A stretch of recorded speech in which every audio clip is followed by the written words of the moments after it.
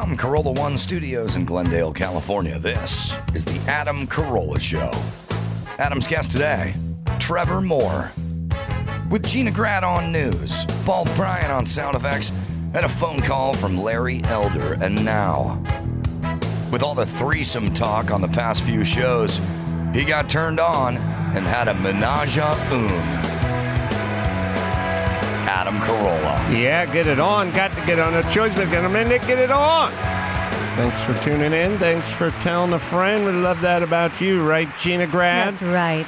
And Bald Bryan. 5 and 5 is good enough for me. Yeah.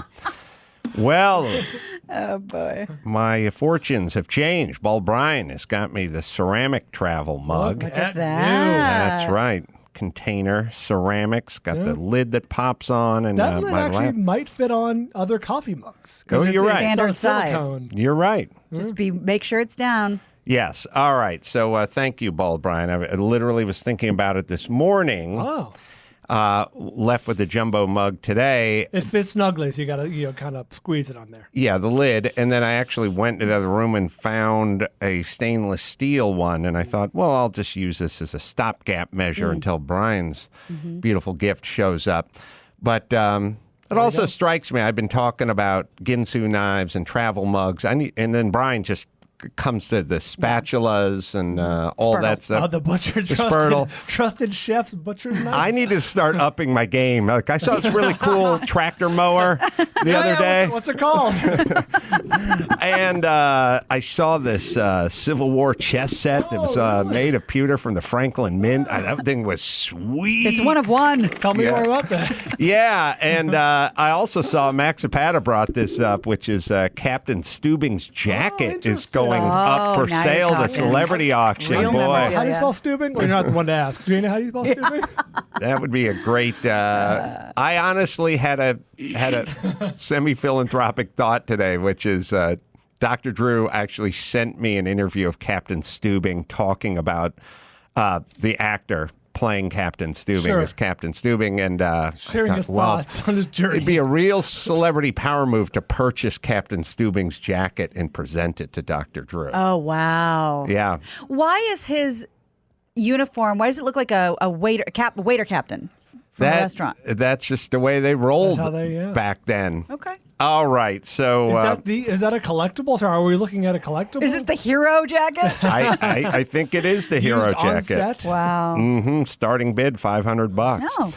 All right, so I was walking along PCH Highway, Pacific Coast Highway, the other day, and I took a picture. And the reason I took this picture, which I'll describe, is I thought it was very indicative of us as a society. Larry Elder's going to call in 10 minutes and talk about his run for governor. So, gubernatorial candidate. yes, Larry Elder. it's on target, on par, on point. But I've oftentimes said the real problem when a society is sliding, and I've chronicled it in books, which is if the law just sort of is. If one segment in our society, like homeless, can do whatever they want on the beach and sleep wherever they want, pitch a tent wherever they want, park their Winnebago and wherever they want, and they park that Winnebago in front of a house in Venice Beach where the guy paid $3 million for it and is paying huge property taxes, and the guy in the house has to pull every permit and go by every letter of the law and is getting parking tickets and taxes and levies and everything else, and then the guy in the Winnebago lives scot-free. Footloose and fancy free. Yeah, empty bag. We can't do anything about that guy. That's society sort of coming apart. That's a bad sign. And the picture I took, which you'll have to, I didn't want to get too close, but I can, Max Zapata will throw the picture up there, which was, there was a bench bus stop, and it was on PCH, and I noticed a homeless woman who was just flopped out on it, and I have to kind of pull in a little on it, Chris. But I see a leg. Yeah, there's a homeless person was completely passed out and using the entire bench. Right. 25 feet away, there was a Hispanic woman who was waiting for the bus as you push back out again. So the taxpayer, the person that is going to work, the person that is using the bus, has to stand on the sidewalk, It's unusable. a safe distance away from the bench that the taxpayer is supposed to be sitting on, Right. waiting for the waiting for the bus because a non-taxpayer is sleeping on it. And I thought, this is it. This is where we're at. It's official. This picture of the hardworking Hispanic lady who's probably going to take the bus down PCH to go to the colonies and clean some celebrity house, and then take a long bus ride back to, East LA or wherever she calls home. She must keep a safe distance from the non-taxpayer who does not want to work and who feels like doing whatever they want all day, every day. And this is indicative. This is something. And to add to that, there are, in places like Santa Monica and other places, there's specific architecture to discourage things like this. Hostile architecture Yes, or something. exactly. With like a little loop, so there's like individual Bumps. seating. Exactly, and that's to prevent this. But there is a pushback against that, which I don't think surprises you. Yeah, you see benches, and you'll see them all over the place out here. It's probably a good measuring stick for your city or your society, which is, as I've always said, the second we started putting barbed wire around freeway signs, we should have just stopped right there and went, what the What are we fuck is doing? going on in this city? But the next good marker for that is benches that are sort of rounded and tilted forward. Yeah. You see the rounded, they sort of look like an eyeball if you looked at a profile of them. Oh, yeah. They're shaped like an They're airplane curved, wing. yeah. Right. You see them at the airport. Ironically. yeah, you can't sleep on Right. them. And, or they just have a divider in them. They or, come to an oval point. Yes. Which is an oxymoron, but you know what I'm saying. Right. So are you designing your outdoor furniture so that homeless and maybe Barbecues Galore is going to have to start selling a line of non-floppable homeless outdoor patio Barca furniture? loungers and- Yes, in case people want to come in your backyard and crash. The other thing I always like too is when they skateboard proof everything. Oh, yeah. Right, with the little spikes notches. and- With yeah. the speed bumps, but I have a little less disdain for that. That I understand, but yes, we they've design benches in terms of people spending the night in it and trying to thwart them. Yes. They've gone from the welded notches you see to prevent skateboarders to like decorative ones now. They're in the shapes of leaves. They're like they look as though they're like, Covert. it's like, oh, a leaf just happened to fall here, made of cement and iron. Gina's got a ring around the collar commercial she wants to share with us, which I'm excited about. I've been thinking about vestiges of the past. The other one that came to mind last night was Andy and I were joking around. He said something like, "Oh, I'm in the doghouse," and I was like, "The doghouse, Yes. a literal doghouse." Nobody refers to them because nobody who listening to this could imagine keeping your dog outside with just like a little box for them to protect themselves, and Yes. that's where they live. Nobody does that anymore. No, the doghouse. We've went from the doghouse to the dog bed. That's right. And I've definitely, there's no doubt in my mind, I'm 1,000%, I would stake my life on this. I have spent far more on dog beds than my parents spent on beds for either one of their children 0 to 18. I'll include cribs. I know I've exceeded that number. I have. So we're talking upwards of like $400. I've bought at least 4 or 5 dog beds in my day. Phil still prefers the sofa. Of course. Only the best though. Yeah. But And some of those dog beds are nice. I could nap in those. That's what I'm saying. Right, There's so- dog beds. And there's dog Like beds. memory foam dog beds. we went from the dog house to the dog bed, Yes. which is so first move is no dogs sleeping outside. Second move is they can move indoors. Third move is, well, if they're going to move indoors, they're going to need their own bed. Get comfy wumpy. Right. So the other phrase that I haven't heard in very, very many years, maybe, I don't know, 2-3 decades, ring around the collar. If you asked your children what they thought that was, I don't think they'd have an answer. No. I think it was a children's song. Right. And so here's a classic commercial where they made Ring Around the Collar a thing. And this guy sells it like you wouldn't believe. It's a guy sitting on a couch watching TV and his wife's about to join him. Well, not only was ring around the collar or good coffee or dust. Or dust everywhere. These are referendums on you as a person. Yes. As a woman, as a Yes. housewife. It was your job when your mother-in-law would come to stay with you. Yeah. And the first thing she did when she walked into the entry hall would banister. be to go to her purse, pull out white gloves, and start dragging them along every horizontal surface in the house just to make sure you were doing a fine job of dusting. And then disapproving. Yeah. The other Tisk, thing, tisk. there's the other thing she would do. The mother-in-law when she came to the home is she'd walk in and she'd go. She'd give a sniff, want to make sure that the house smelled good. Yes, and I just thought of one more that hasn't completely gone away, but I think has gone away significantly. Water spots. Oh, the spot maker. don't you Yeah. That's right. Embarrassing. Yeah, very embarrassing. But let's check out this couple and the biggest problem in their life. So he's watching TV. Yeah.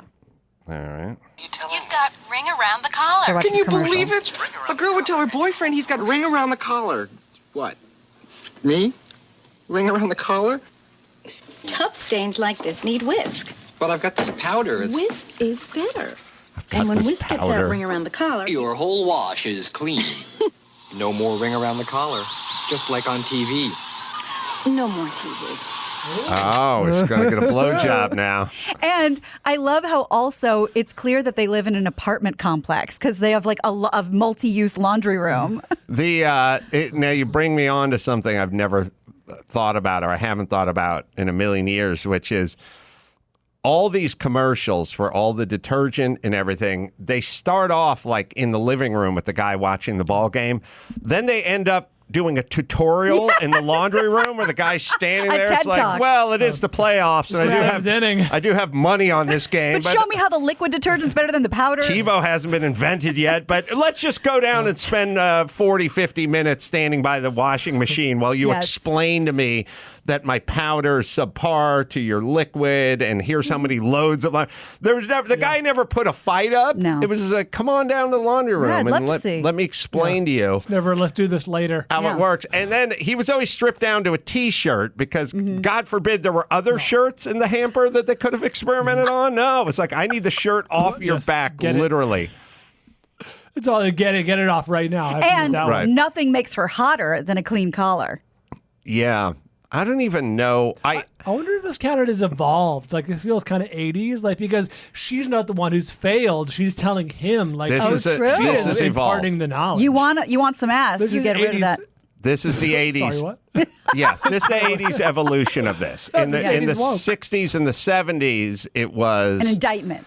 yeah, it was her fault. Yeah. He was getting his dress shirt out and saw a ring around the collar, and she was humiliated. She was devastated. Or they went into the Chinese laundry, and there was an ancient ancient Chinese Chinese secret, secret. and those are all Couldn't make those bygone today. ways, Yeah. right? Yeah.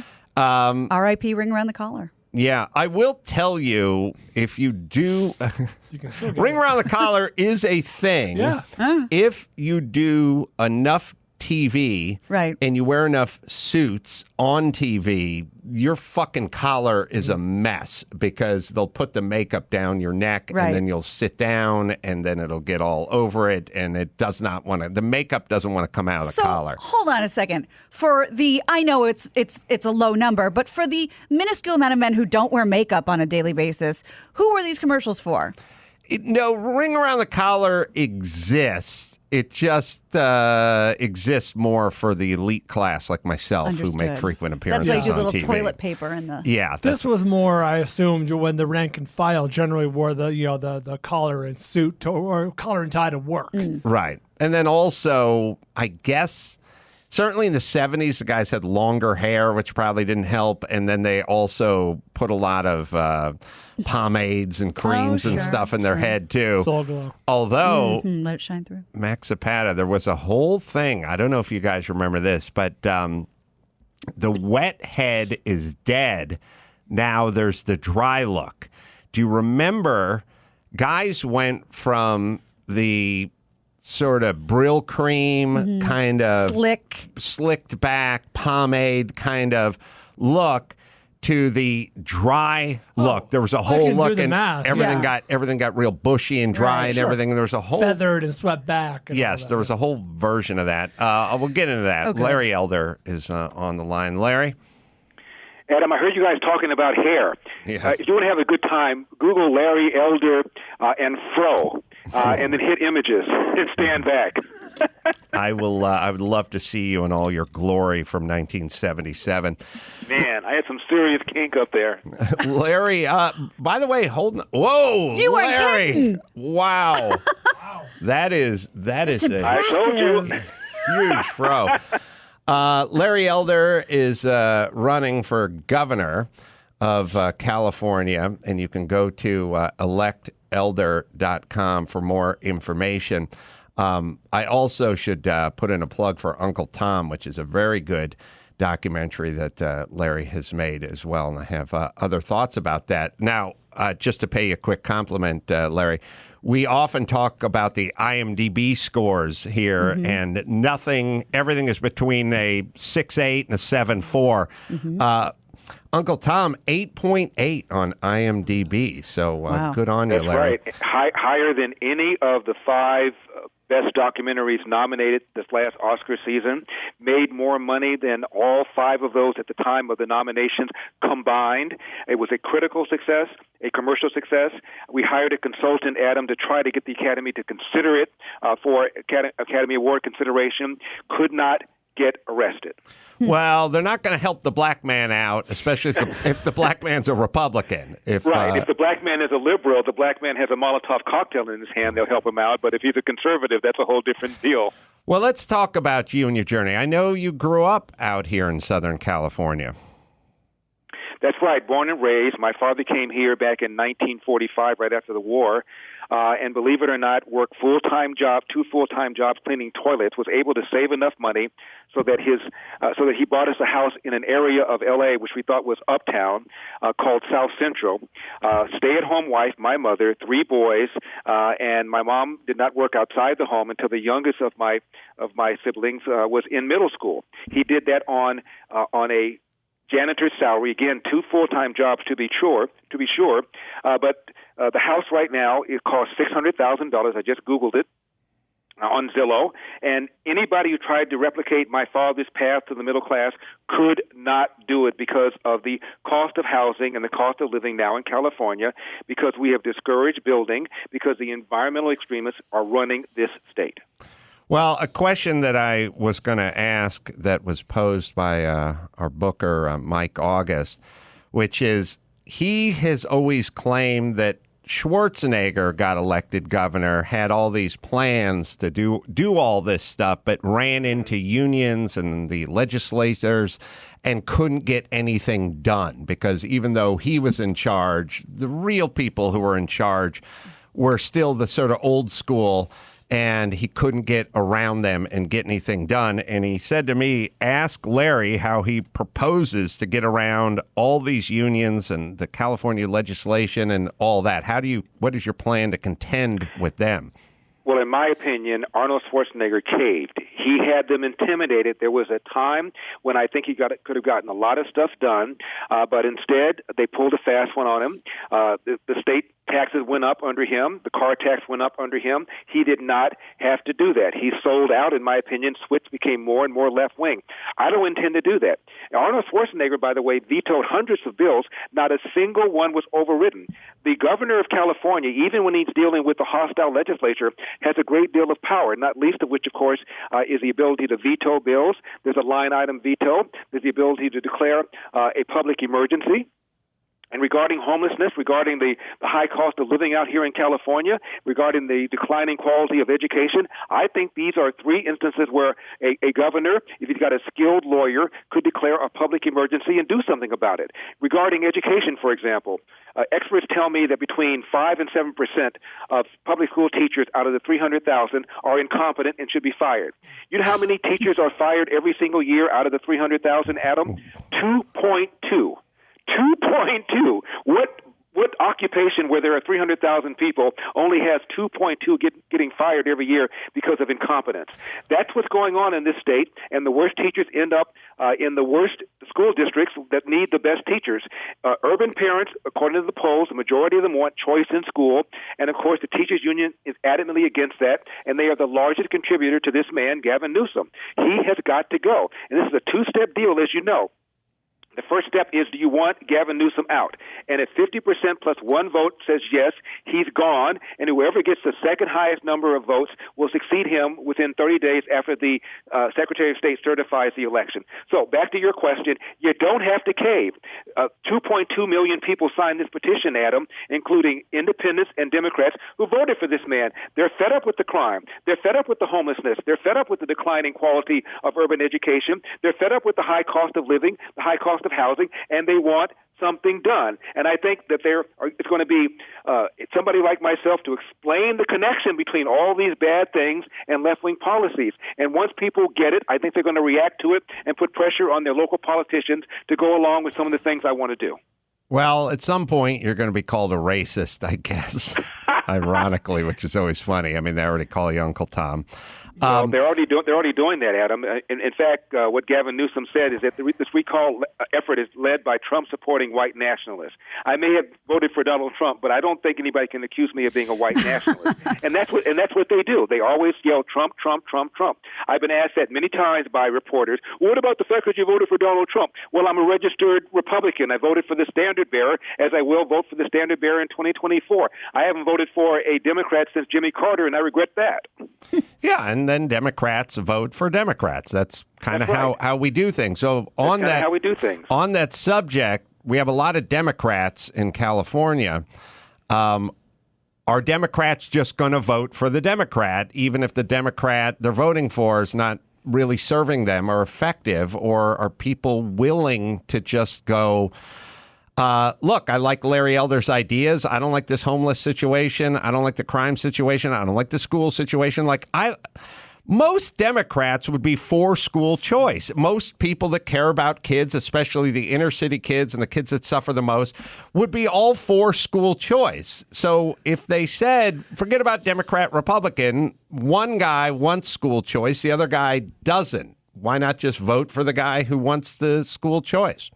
Absolutely. I couldn't have said it any better. And the beauty of the private voting ballot, the private voting booth, is that you can go in there, pull the curtains, and vote for whomever you want. You don't have to tell your friends you voted for a Republican. You don't have to tell your friends that you defected and voted for the other party. You're voting for Larry Elder. Larry Elder has common sense. Larry Elder was born and raised here. He's got some ideas about what to do about the high cost of housing, ideas what to do about homelessness. And you don't treat homelessness by just building more homes. All you're doing is attracting people from the other states to come here and get a free home. Until you deal with the underlying reason why people are homeless, you're not going to solve the problem. And government can't do that. You got to involve the churches. You have to involve people like Pastor Jack Hibbs from the Calgary Baptist Church, from the Calgary Church, rather.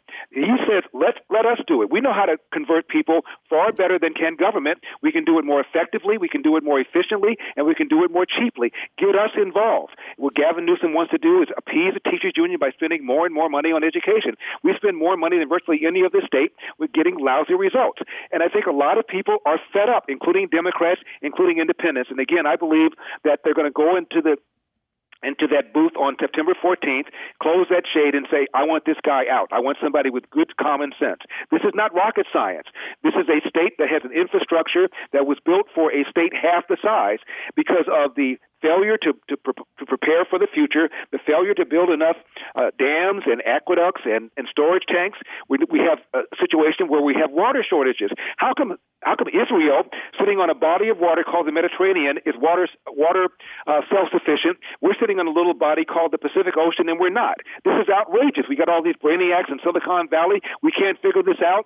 The anti-growth people need to be stood down, and once people understand the connection between all these problems and these anti-growth environmental extremists, I believe they're going to vote to get rid of Gavin Newsom, and to then vote for Larry Elder to replace him as the next governor of California. Well, let's talk about schools, because I know you're passionate about that, and I feel the same way you do. If the results were good, I would be down with the status quo, but I feel like we just spend more money every year and the results get sort of worse. I know you happen to have a lot of statistics at the tips of your fingers and tongue as well. And so why don't you tell us some depressing statistics about California, and then we can get into solutions. Well, according to a study that was done by an organization called the Fordham Institute, 44% of Philadelphia public school teachers with school-age kids put their own kids in private school, as opposed to 10% of families nationwide and 6% of black families nationwide. Roughly 39% of Chicago public school teachers with school-age kids have their own kids in private school. Out here in L.A., it's around 30%. That's twice the percentage of non-public school households that have their own kids in private schools. The people who know the schools best are the teachers, and they're not putting their own kids in them. What does that tell you? It's as if you open up a restaurant, put a sign outside and said, come on in, just don't eat the food. What to do about it? Give people choice. Let the money follow the child rather than the other way around. And it turns out it even makes the public schools better because they lose students if they don't compete, if they don't improve, and it puts pressure on everybody to improve. But the bottom line is the first step toward escaping poverty and getting to the middle class is to get a decent high school education. A left-wing think tank called the Brookings Institution has something they call the Millennial Success Sequence. And the first step, finish high school, presumably one where you can read, write, and compute at grade level. Even the ones who graduate from these urban schools, Adam, end up going to remedial school for math and for reading when they get into a JC or to a four-year institution because they're so far behind other people. It's outrageous. We're spending more and more money and getting poorer and poorer results. This has got to turn around. I'm a product of the public schools. And I know the difference because I went to Crenshaw High School, the school that was featured in Boys in the Hood, and it was decent enough for me to get to a good school. But I even know the quality was inferior to other better public schools because I was bused for one semester to a school called Fairfax, and the difference was night and day. And that was when Crenshaw pretty much graduated everybody on time. Now the dropout rate in many of our urban schools is nearly 50%. I picked up the newspaper a couple of years ago, and there was a story about my former high school, Crenshaw High. Only 3% of kids could do math at grade level. This is an absolute assault on the future of these poor kids. 80% of the students enrolled in public schools in California are black and brown. White kids with money are not putting these kids in public school. They wouldn't do it on a bet. Gavin Newsom didn't have his kids in a public school. As I mentioned, his kids still enjoyed in-school private education while he shut down education for everybody else. It's an outrage. It's an outrage, and this man has got to go.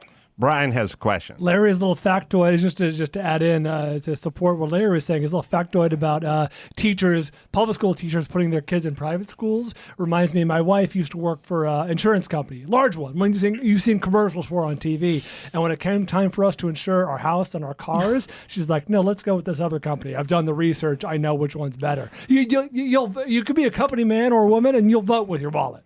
Yeah, well, absolutely. I remember, Adam. When Antonio Villaraigosa first ran, he ran one time and lost. One of the reasons he lost is because during a debate, somebody asked him why he didn't have his own kids in public school, and he said, "quote I will not sacrifice my kids," close quote, by putting them in a public school. I wanted them to get a superior education. Hello, is this thing on? Oopsie. He's right. Well, he never said it. He never said it again. But it was one of those moments of honesty. To be fair to Villaraigosa, I don't think his brain could control his tongue sufficiently, had difficulty forming sentences. Or control something else. We won't go there. Yeah, or his honker. So what would, I always ask, but maybe it's my naivete, you can't pin Newsom down or anybody down, but to be to never stop talking about poor black and brown kids, which is a Gavin Newsom thing. It's always, as soon as the pandemic kicks in, it's all about the poor people and the brown people and the black people and the disenfranchised. To then be against school choice, there's no way to solve that riddle other than being in bed with the teachers' unions. There is no logical explanation. But what is their explanation, or are they just never asked? They're never asked. They are never asked. There is no explanation. How do you square that circle? How do you square the circle allowing people to demonize police officers when polls show that people living in the inner city recognize that they're more likely to be victims of crime. They want the police manpower to remain the same or be even higher. How do you square that circle while talking about your concerns about black and brown people when the number one responsibility of government, of course, is to protect people and property? And this governor is not doing it. And to say that you care about black people but don't give a damn about the quality of their education, to say you care about black people but don't care about public safety, doesn't make any sense. And I think I can make that argument in a more effective way than maybe many of the other people can, because I've been doing this for 30 years. Yeah. Well, I'm a fan of yours, and I'm obviously a fan, and you have so many reps on talk radio, repetitions, and being able to articulate your point quickly and to have the data at your fingertips is great. I wanted to play a clip that I knew would drive you insane. It was Kamala Harris on BET, and she was talking about voter IDs, which I think we know where you probably land on that subject. Now, it's interesting because voter ID was Jim Crow 2.0 10 minutes ago, and now that people have sort of found out that most Americans agree with voter ID, a lot of people are changing on it, but Kamala's kind of sticking with it.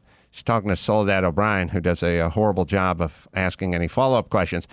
It was making the rounds in the news that, Kamala said a lot of people in rural areas don't have access to a Kinko's or a photocopier. And didn't we find out that those people found that to be wildly insulting? Yeah, but that's the part that everyone kind of latched onto. But if you listen, it's the end part that I find nonsensical and sort of clinically insane. But we'll just listen to the 1-minute clip, Larry.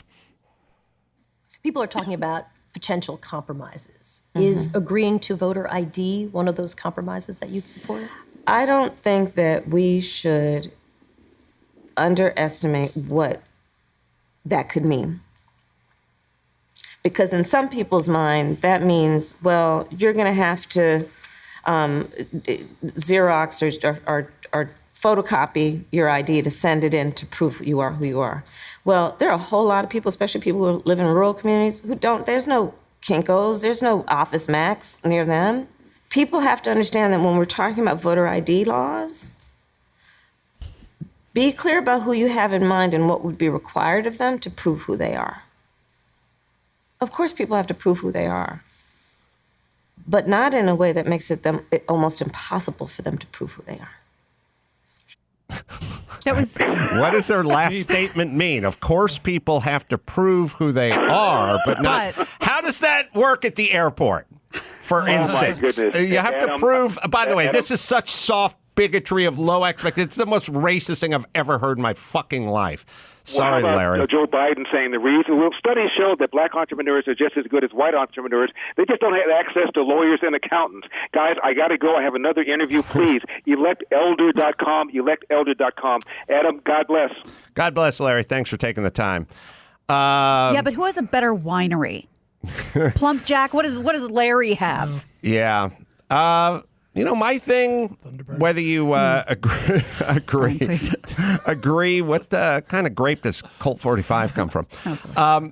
Whether you agree, whether you're Republican or Democrat or whatever, here's my whole take. Let's give Larry a shot, see what he does, see if it works. And you know what's funny about that? I think we can prove it the other way, too. I think that ironically, Newsom is the great uniter since everybody wants him out. I heard John and Ken say, I don't Everyone care. Can agree. Yeah, I don't care if it's another Democrat. If it's not Newsom and it's someone good, we'll take him. And I think Democrats are saying the same thing. I don't care who it is. It's just not. It can't be this guy. I understand Larry's on a. Sorry to interrupt you. I understand Larry's on a media thing. Yes, to do interviews. I would have loved the opportunity to ask him. I'll just throw it out to you guys because he's a bit older than us. He's from a previous generation. He's a company man. He's a Republican. He supports Donald Trump no matter what. But I think to a lot of younger people, I can speak for myself.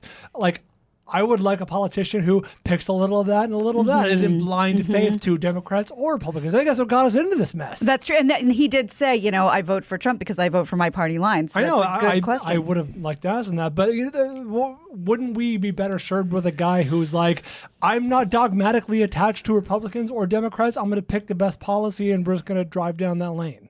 Yeah, I agree. It's utopia, but is that going to work? Would that ever work? Well, I have no supports you? idea. It'd be nice if people were a little more flexible and a little more fluid. I think what he's saying is people level this charge of you voted for Trump, and the bottom line is he would never vote for Hillary Clinton. But that's my point, is like I'm blindly going to follow this. No, I think he hates Hillary Clinton. Specifically? Yeah, I think he thinks she would be Right, bad at but, president. But he did point out specifically he hadn't voted for Democrats since Carter, and that was a mistake. Yes, but he agrees with the policies of the Republicans. So he's lower tax, lower regulation, school choice, or whatever, all the stuff that it is. I think there's also... I just think we're in the day of less dichotomy, more a little of this, little The of that. nuance. Oh yeah, I to be. agree. I mean, at the end of the day, I think you have to separate the person or the personality. You can argue Trump's a crazy personality, but you can also argue Hillary Clinton's her own personality. Oh, absolutely. But you go, okay, so let's remove the personalities. What do we want?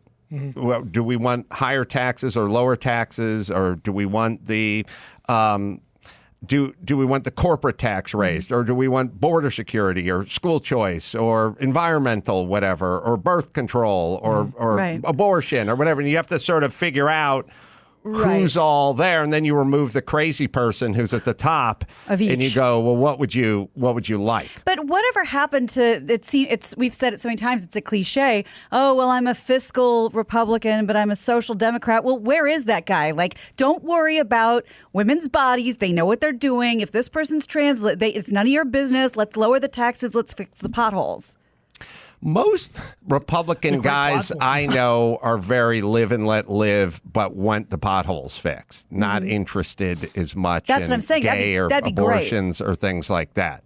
Leave I think everybody that is- alone and fix the infrastructure. I think that's most the guys I know on the Republican side. But then they don't make as much noise as the handful of sort of Bible thumpers. All right, we got a call from Raleigh. Guy wants to pull balls over there. We'll talk to him in a second. First, I'll tell you about Simply Safe, award-winning home security system engineered with the latest technology to keep your family safe. But what really sets Simply Safe apart is its highly trained security experts who are always there when you need them. When the alarm goes off, a person who cares is going to be on that call. When they are going to make that call. Somebody who cares. That's right. Simply Safe cares. And fire department, police department, whoever they need to notify, they shall. Even if you're just having a problem setting up your system, a person who cares will be there with a friendly chat, a quick resolution. U.S. News has called Simply Safe the best home security of 2021. Find out how Simply Safe can help make you feel safe and secure your home. Just visit Simply Safe, 2 I's, simplysafe.com/Adam today. Customize your system, and you get a free security camera. That is simplysafe.com/Adam. Do that today. Get that free security camera. All right, we'll take a quick break. We'll come back with the Philip from Raleigh, North Carolina, right after this.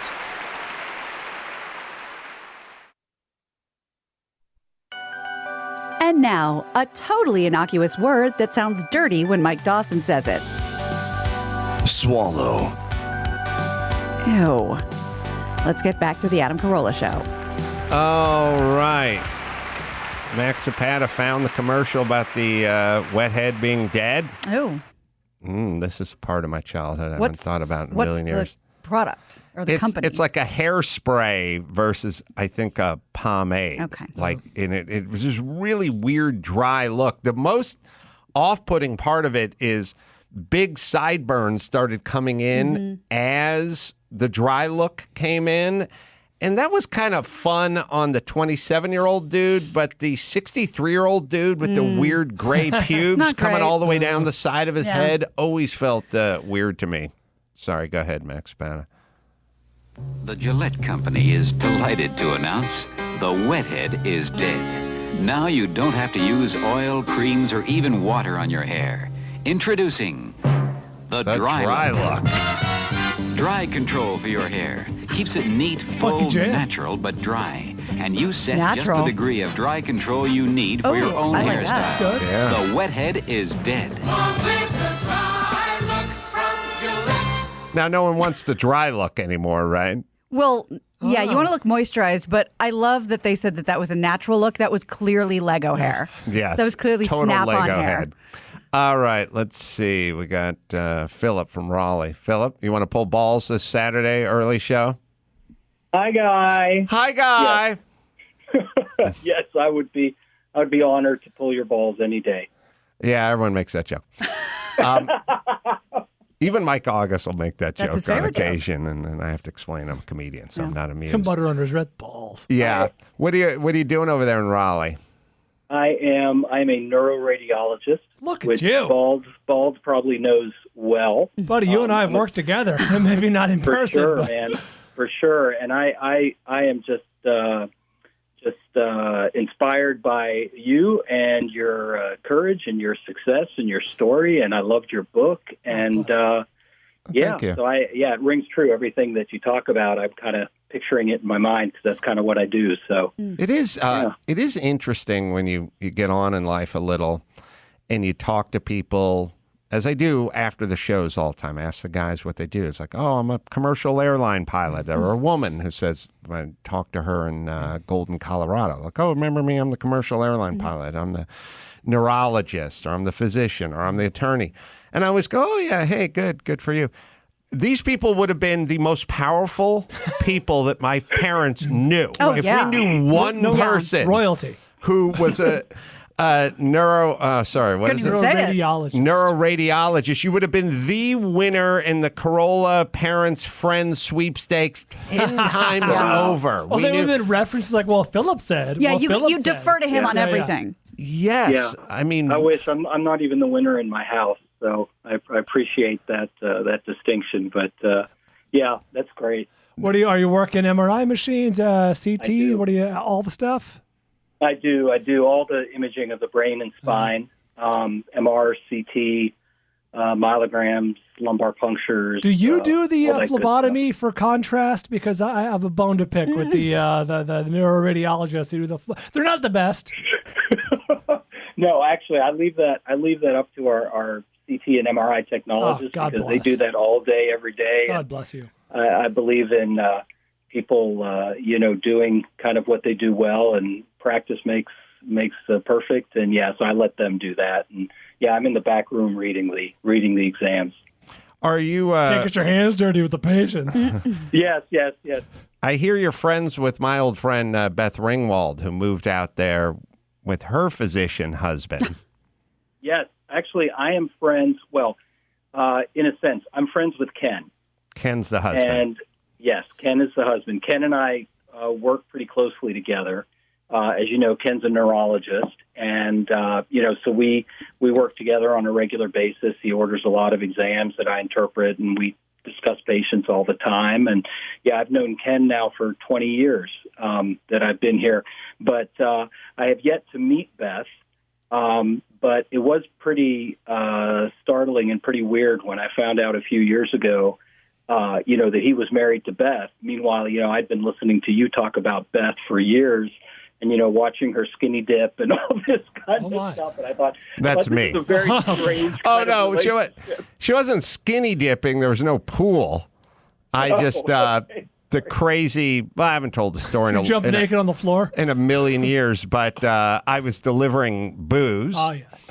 And I was up in the hills of Hebrew Heights in Studio City, and I was like, "Oh, it's up the street from my friend's house, female friend," and I thought I'll just swing by and say hi. It was like during the summer, so it was like up the street. Back in the day when you'd be in the neighborhood of somebody. And I literally knocked on the front door, and the door just swung open. And then I went, okay. And I just walked into the house. Could be a horror movie. Could be a porno movie. When I walked in the house, I could see the silhouette of two women sunbathing in the nude in the back, in the yard. And I went, oh, what have we here? And so I started to... It looked like the mud flaps on a truck. I started to circle around the house, and as soon as I started to circle around to the house, they got up. I looked out the window. They were gone. They'd gotten up and walked back into the house. So where were you? Cut off. Oh. I was so cut sorry. off in the back of Yeah, the house. right. I couldn't get out of the house now. Okay, this is an assault, first of all, these days. This Yeah. is, It started off pretty innocently. Right. I was just stopping by to say hi. And, as a teenage boy, you see gals out in the backyard. You And investigate. I went around. And then once I came to the house, I had to hide. What could I do How- at that? These days, you have to tell your neighbors you moved into the neighborhood. right. How'd you get out? I hid in the closet. This is so Porky's. What were my options at that point? Then they started pillow fighting. Oh, yeah. In my mind. Yeah. No, I didn't know where they were in the house. How long were you in the closet? I was on a delivery. So it's like I had to kind of drop it off and get back to the liquor store. Didn't know what to do. So I'd heard the shower fired up, so I assumed somebody was taking a shower. Wow. So I didn't know who was in the shower and who wasn't in the shower, but I knew it wasn't two on one. It was now 1-on-1. And it was my time to try to escape. Right. I did not make it out successfully. What happened? was intercepted. The owner of the house. But I mean, She was in the walk us kitchen. through. I couldn't. It was a house that was shaped. I mean, like many houses, it was kind of a Like a kind of horseshoe? long L shape, and Okay. I was in the very bottom back of the L, and there's no way to get out. I couldn't get out of the house without going past people. Did the person who found you know you? Oh yeah, she was my friend. I Okay. was going to go visit her. So was she like, "What in the hell are you doing in my house?" Yeah, there was some of that. I feel like you're playing this pretty close No, to the I scared the crap out of her because okay, I was that's coming. what I'm I was coming asking. down the hall, and she Right. was like in the kitchen. Jesus. Yeah, Look at you. I know. So give Beth his best. Yeah. And Kenny, her husband, was a very good friend of mine in high school, and I had a crush on Beth, but of course he was hanging around with me, and she made the more suitable choice. She sure did. Which is Kenny, who was going Neurologist. off to Brown to become Yeah. a doctor, who was a senior. She, of course, liked him better. She took the safe money. So they became boyfriend and girlfriend. No. And then he went off to college, and then they didn't see each other for 25 years. What? Yep. And then they got back together way later on and got married. Oh, wow. What a lovely story. It's a love crazy that. story, right? Oh, wait a Okay. minute. Is Philip still there? Philip? Do you remember? Yeah. Yeah, can you hear me? Yeah. Yeah, Paul is out here too. Did you know Paul, Ken's brother Paul? No. Older brother, I think. I remember Kenny lived in North Hollywood with his family. He was a good baseball player. He was actually on the team that played at Dodger Stadium, the championship. Okay. We played for. Wow. Beat Daryl Strawberry's team Nothing. with Daryl pitching. Oh, by yeah, the way. I bet. Off of the aforementioned Crenshaw Wow. to get to Dodger Stadium. And then was a good enough student to go off to Brown and become a doctor. And then I lost track of him, and everyone lost track of him. And then Beth and he, I say 20 years later, but it could have been, 22, 23 years later. I don't know how long they've been married now, 10 years? Something like that. Yeah, that sounds about right. I mean, it was so wild because, one of my partners just happened to say in passing, said, did you know that Ken Carnes is married to Beth Ringwald? And I was like, at that point, I had already, I've been a fan of yours for a million years. So I kind of knew all about Beth through you. And then I went up to Ken and I said, Ken, do you know Adam Carolla? And that's when he said, oh, yeah, that knucklehead. He said, yeah, he introduced me to my wife. And that was pretty amazing. And where was Yes. your wedding invitation? Yeah. We took very different paths after high school. Kenny and I did, and I did not know. His brother, but it was also, as I've always pointed out on this show, North Hollywood High was this potpourri of guys like Ken and guys like Ray. And me and other guys. There was Real just toggle such a switch. big group of people. Some chose to kind of use the system and go off to college, and others chose Let not to. the time do you. Let the time do you. Well, we'll see in Raleigh coming up this weekend, and you can pull balls. What, Saturday early show, right, Philip? Yeah, that works for me. Saturday night, I'll be at both shows. So can't wait to see you. You guys are the best. You get me through every day, and I love you guys. You guys are tremendous. Keep up the Lord's work, Phil. Thanks, Philip. I will. Yeah, and it's Good Nights Comedy Club. And yes, a lot of people go to the early show and say, "Oh, we're watching the late show," because the early show's a live podcast and the late show's stand up. Right. So it's just a different show. So if Make you a want night to of it. make a night of it, God bless. Also, something I've just been wanting to say for a while, but I keep slipping my mind. I would talk to a lot of people in Golden, Colorado after the show, and they would go, "Oh, I go jogging every morning with you and the earbuds." And I don't know why I'm so in love with that notion of, listening is good. Listening while at work is good. Putting the earbuds in and going through the hike, going through the jog. I don't know why I find that so appealing. Yeah, well, I flattering. think you like that person better. We're jealous of that person. At the same that and like the jogging, I am met. For some people, love it, but I imagine most people it's either a chore or it's the first help to do it, or it's like the jog. Here we go. It's early in the morning, and that's something that eases you, puts you at ease. It's enjoyable. It's something to look forward to. The carrot at the end of the stick, if you will. All right, Max Zapata. Something he's been sitting on for a little while is a greeting card. I believe it's a greeting card, is it not, Max Zapata? Yeah, so it was Jen's birthday a couple weeks ago, and I went through the card aisle at the local Walgreens looking for a birthday card. The old romantic. Yeah, I know. I'm like, I don't know which one. Do I want the romantic one? Do I want the funny one?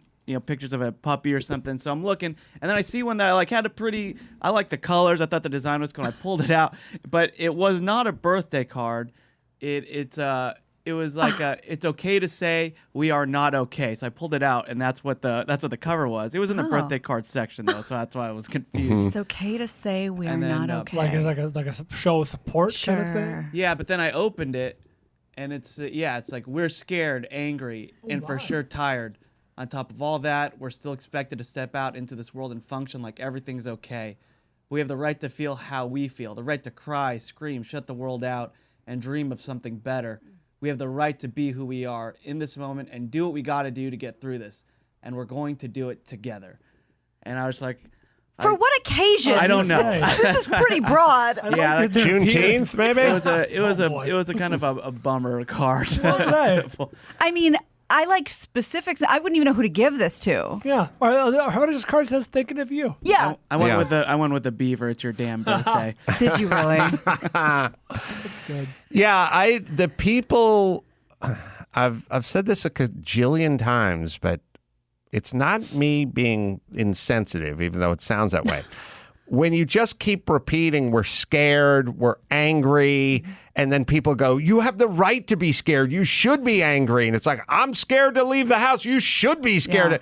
You want to ruin a 23-year-old? That's about the fucking fastest way you can ruin a young person. Yeah, stop leading the witness. Explain to them that they're scared and they should be scared and there's a target on their back and this is such a horrible time and a horrible society and it just makes everyone fucking miserable. Stop being so scared.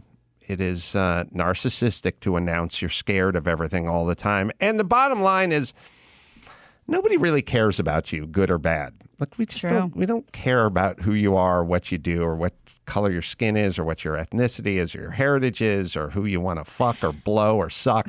That's your fucking decisions. And we don't really give a fuck. And that should take all the pressure off of you. It should, but it's like in a way, it's the ultimate weight of reality. Which is saying, you going, people judge me because of who I'm attracted to or my heritage or or who I worship or who I sleep with or whatever. The bitterest pill of all to any young person is actually no one gives a fuck. We don't even know who you are and we don't care. Yeah. You're the car in front of us on the freeway or you're the person in front of us at the ATM standing in line. And that's about as much as we think of you. You're absolutely right. That's why one of my favorite phrases, when you're 20, you worry what everyone thinks of you. When you're 40, you stop worrying what everyone thinks of you. And when you're 60, you realize nobody worried about you to begin with. That is good or bad. Yeah. So now you have all the power. Yeah. I would like to return the power to you. Nobody's thinking about by you, all means. Good or bad. No one's trying to hold you down. No one's trying to lift you up. And you banding together with a whole bunch of like-minded asswipes who are talking the same way never seems to move the needle. You know what a better greeting card would be? You know, the whole dance like no one is watching. It should say ... because nobody is. Right. It's a better way to go. I care about you guys. No. Oh yeah. Well, look, no. Coworkers, friends, family, neighbors have that. That is your group, not society at large. Society at large is not interested. Not interested. All right. And the ones who say they are usually politicians who They are want feigning something. that. Yeah. Yes, they'd like your vote. All right. Trevor Moore, she'll come back to the studio. He's here now, and we'll talk to him in a second. First, I'll tell you about LifeLock. After last year, we all deserve a little summer fun. But be on the lookout for travel scams by cyber criminals who want to steal your identity. Independently verify travel deals with the company. It's important to understand how cybercrime and identity theft are affecting our lives every day. We put our info at risk on the internet. In an instant, cyber criminals could harm your finances and your credit. Good thing there's a LifeLock. LifeLock helps detect a wide range of identity threats like your social security number for sale on the dark web. If they detect your information has potentially been compromised, they will send you an alert. Protect yourself with LifeLock, right, Dawson? No one can prevent all identity theft or monitor all transactions at all businesses, but you can keep what's yours with LifeLock by Norton. Join now and save up to 25% off your first year by using promo code ADAM. Call 1-800-LifeLock or head to LifeLock.com and use promo code ADAM for 25% off. Well, director, producer, comedian, writer, actor Trevor Moore is coming back to the show, and we'll talk to him right after this.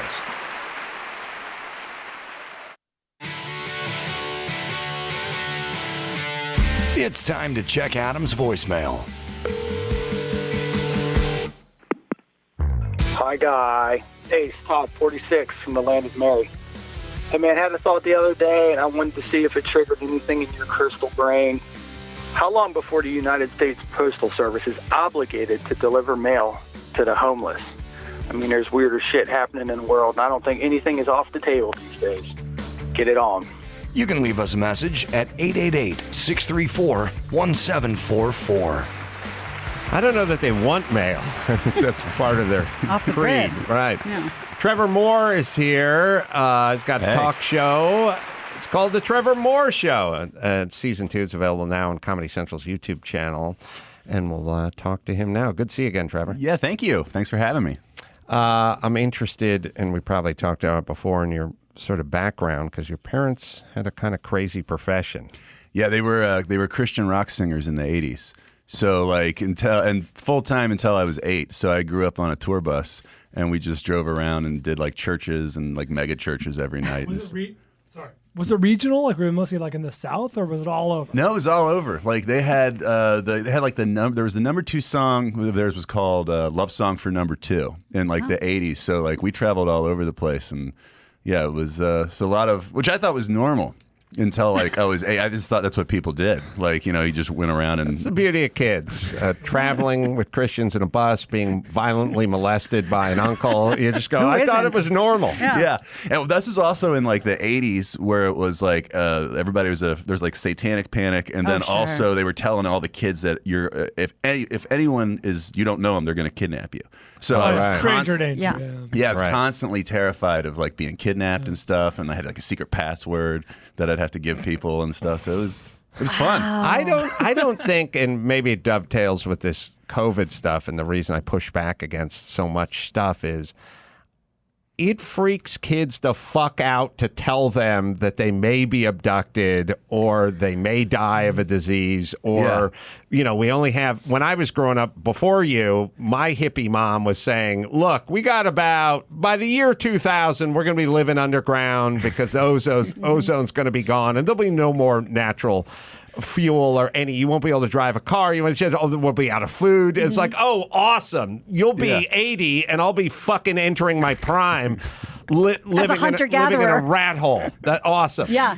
For us, it was abduction on the way to school and razor blades in your candy. Yeah. Oh, right. And I was really young, so you guys probably remember this too. But when Ryan White Oh, got right, AIDS. AIDS. We Oh, yeah, were all right. basically told by our teachers it could be any of us. We could all get AIDS. Yeah, I thought AIDS was everywhere. Yeah. Oh, yeah, I right. thought AIDS was like coronavirus, where it was like, like you don't touch anything. Right. Right. And so there's the thing where you go, well, just tell everybody that AIDS is everywhere and that they all have an equal chance of getting it no matter how they participate sexually. And then just tell everyone that secondhand smoke's going to kill everyone and tell everyone they're going to be abducted and then we'll have a safer society. Right. It's like, what a bunch of freaked out kids is what we're going to have. It takes its toll. It's going to be interesting to see what happens to all these kids that were during the last year. That grew up with, like, I have a kid, but he's like 3, so he's completely like oblivious to it. Like, he had a great last year because it was just mommy and daddy had to stay home for 18 months. So, but like, I feel bad for the kids who are like, aware of death. And then had it for a year to be like terrified of this. Like, Go to Zoom funerals. Yeah. They're definitely, there's going to be some PTSD. Like, my son didn't care, but my daughter was like pretty good and freaked out. Really? Yeah, a lot of, you take your shoes off, you can't come into the house, put a mask on outside. Like, it got to her. Yeah. And it definitely, nothing is free or sort of without residual effect. You know what I mean? You can't just go, well, we scared the fuck out of everyone under 20 for 18 months, but they're fine now. Like, it's over. No, because if you're 13 years old and you're scared for a year and a half, that's 10% of your fucking life. Yeah, that's your base normal now. Your base normal is kind of freaked out, and then we went, all right. Turn the page, and it's like, nah, it Not so doesn't. easy. Kids don't really work that way. So we shall see. So your son, was it your daughter or your son? Son. Your son is happy to have mom and dad around. He loved it, and then and he so we found a school where he could keep going to it. Like, the school did a pod thing, so like the whole time, or did they have like a part in between? At the very beginning, when everyone was trying to figure out what was going on, they shut down for like 2 months, but then they opened back up. But it's like, it's still, because also with the little kids, they weren't really being affected by it. No, like, they're always at home. Yeah, the virus didn't really get them that much. So the thing I was but they had to wear the masks all day, and trying to get a 3-year-old to wear a mask. And so like my kid, like, he kept getting kicked out of school. He kept getting sent home because they're like, he thinks it's funny to take other kids' masks off of them and keep them away. And like, so I had to like talk to him. I was like, it's hard to talk to a 3-year-old, but I was like, yeah, it's funny, but like, it's, I have to come keep getting you. By the way, these guidelines, like when they're like, well, anyone on a plane older than 2 must wear their mask. Did anyone raise their fucking hand in that meeting and go, 2?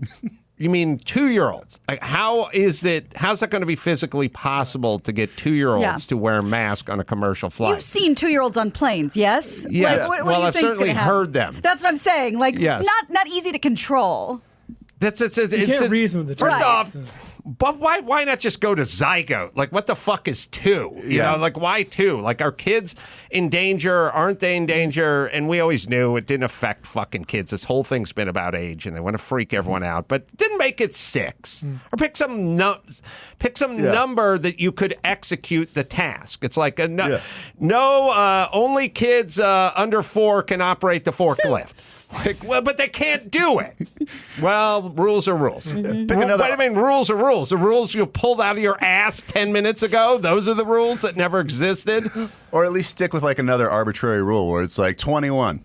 That's right. That's when people can drink now. So that's when people need the mask. Like, that's. Yeah, it was so sad, like seeing people being thrown off of airplanes, and then they hand out the snacks. The little kids eating their Go-Gurt, oblivious. And the moms. I like the negotiation where the mom's like, "Oh no, they were eating Lunchables." Like, no, but the mask. No, I'm sorry, you have to. Good policy. Right. All right. Trevor, So I don't know about your son. Our daughter was 3 during the pandemic too. Same situation with school. It closed for a little bit, then opened back up slowly, cautiously. They're still wearing masks. I don't know about your son. They still wear it like now, but now he's used to it. Like, Yeah, I know she doesn't care. Yeah, now he just puts on his mask when he goes out. So I don't know how long that will, like, you know. I mean, if he wears a mask his entire life, he's like, I feel better this way. Right? Like, I feel more Yes. comfortable. That's exactly what I was thinking. Because in terms of you saying kids will be freaked out, our little one at home, he puts it on, you know, like just because that's what they're used to. And we're going to the playground. I go, you don't need to wear it, and he's scared to take it off because he was told to leave it on for a year. Right. Yeah. All right. Good luck, pussies. Fucking pussies. You went in on all of it. You didn't have to go in. We could have said no. They couldn't have done anything, but we all went in, and now you fucked everything up. Couldn't have done anything. Enjoy your fucking life. Who, us? Yes, everyone should have just went, fuck it. I have 3-year-olds. I can't put a mask on them. Fuck you. We're not doing this. They should have done it. We should have grabbed a little power back, but we all just fucking caved. Yeah. And now we got a bunch of freaked out kids. Yeah. And it creates anxiety. I mean, we've all had it. You know, that feeling of like you're leaving your car and you're walking into the coffee shop or the Home Depot and you pause and you go, oh, wait, what are the rules? Right. Where's my mask? Yeah, like look for weird signs. moment of anxiety. Yeah. Well, I had it here. Like, and like, you know, I feel like I know your opinion on the masks, you know, from the show, but I came in and a guy had the mask on. I was like, do I need the mask? Like that, like, oh, really? Yeah. Who do we need to fire around? No, his lady is having surgery and she's trying to make sure she's good. There's always a reason. Okay. Yeah, I wasn't trying to get it. No. I was surprised at what percentage of Americans lived with their elderly parents. Yeah. So it's like, well, You're you're gonna young kill and you're Grandma. healthy, but then when you go home, you have Nana. Right. It's like, we live together? Yeah, oh yeah. Like, what is this, Italy in 1943? Like, we don't live with our elderly parents. I try to avoid my elderly parents. When my parents come to visit, I won't let them stay with me. Good. Yeah. Smart. Do you blame it on COVID? Yeah, tell him to No, hazard. I just say I'm like, my house, I don't have a room. They're like, there's a guest room. I'm like, yeah, but it smells weird right Kind of now. my A little office. too close to me. Yeah, I always used to. It doesn't really work anymore, but back when cell phones and driving seemed dangerous to my 80-year-old mom, every time I called her, I was like, I'm in the car speeding down the highway. And she'd go, all right, we better wrap this up. And That's great. yeah. Yeah, the worst day for every New Yorker's life was when they put Wi-Fi in the subway. Oh, It right. was awesome. I'm losing it. Oh, Flip, yeah. goodbye. So traveled what parts of the country back as a young man with your rock and Christian parents? So I don't know like how much we spent in each territory, but we hit like 46 of the states. Wow. I know. Wow. So they do the whole thing. Like we would leave, you know, when we traveled in a motorhome. So we'd be gone for like a month, 2 months at a time. They'd had to go to the bank and get like the big envelope of money because like there was no like ATMs. Were they a Like duo? Was there a band? Were you in it? I was, yeah. I had one song. Really? What was it? It was called "I'm Just a Little Boy." So it Can we was. get that, please? I think it's We on have YouTube. that? Yeah. YouTube. But yeah, and they actually like I don't know if so I quit once when I was like 5. Uh-oh. I was like, I don't want to do this Fucking anymore. diva, rock star diva. Fuck this rider up one too many times. I said no green M&Ms. So they would. Well, I just didn't want to. I vaguely remember there's something back at you know we were staying at a hotel that night, which was like a treat. Like you're not on the Right. bus, so I was like, oh great. Like and there was a TV show I wanted to watch, and you know that was going long, and I didn't want to be there, so I was in a bad mood. And then they called me out of the audience because the trick was like they'd be like, and now our son Trevor's going to come up, and I'd come up, and everyone would be like, oh that's cute, Yeah. and then I'd sing a song with them. This was called "I'm Just a Little Boy Who Can Change the World." That's what the song was called, and so one night they called me up and I was like, I don't want to. Oh, yeah, asserting a little independence. And they were like, oh, Trevor, this is the time when you come up on stage and sing a song. I was like, I don't want to do this anymore. And Sign over the publishing rights. We're on a walk. So they were like, okay, let's move on. We'll go on with the show like that. And then for some reason, I mean, the reason is that I'm 5. I just got up and I like stormed onto the stage. Like got up there and they're like, oh, Trevor, you changed your mind? I was like, no, I don't want to do this anymore. And I don't want you to do this anymore. I want to go home. In a mega church in front of a crowd. Huge crowd. So my mom goes, my dad's like stalling. My mom takes me backstage and she spanks me. This is essentially Montecore turning on Siegfried. Oh, wow. Like, that's essentially the Yeah. biblical version of that. That's what happened. Only I mean, Montecore gets spanked. because you can't really control a Bengal tiger. Right. You can't really control a 5-year-old who's going to be a comedian one day. Not Right. 4 nights a week, you can't. Right. Like, 2 on Saturday, you can't. And so they, so my mom brought me backstage and she spanked me. but she left her mic on. This is the best story ever. Wow. So the whole megachurch heard me being spanked. But this was like the 80s. This was a very, spare the rod, spoil the child. Sure. crowd. Standing ovation. The Everyone cheer. got to their feet and yes. applauded. And it's like one of my first memories is like my parents spanking, my mom spanking me, and then the audience, it like killing, it like crushed. Can you please sell this story to Danny McBride for Righteous Gemstones? Became the new This is closer. amazing. Yeah, it became the closer. Yeah, they did it every night after that, every show. We have the song, Chris says. I don't know if. Oh, wow. Oh, yes. Timeless. Oh, yeah. Trevor Moore. I am just a little boy. That's me. Who can change the world. Change the world. Change the world. I am just a little boy. I'm a little pitchy. Who can change the world. You didn't really finish Yeah, the that phrase, but it's okay. Yeah. Change In my defense, I'm missing some teeth. Jesus made a change in me. Jesus made a change in me. Wait for the hook. He can change you too if you want to. Cause Jesus made a change in me. I am just That's my sister. This gets better and better. How old was your sister? I mean, if I'm 6 or 5, she's got to be 3. So she's like has no idea what's happening. Like mask up. She's just putting phonetic sounds together.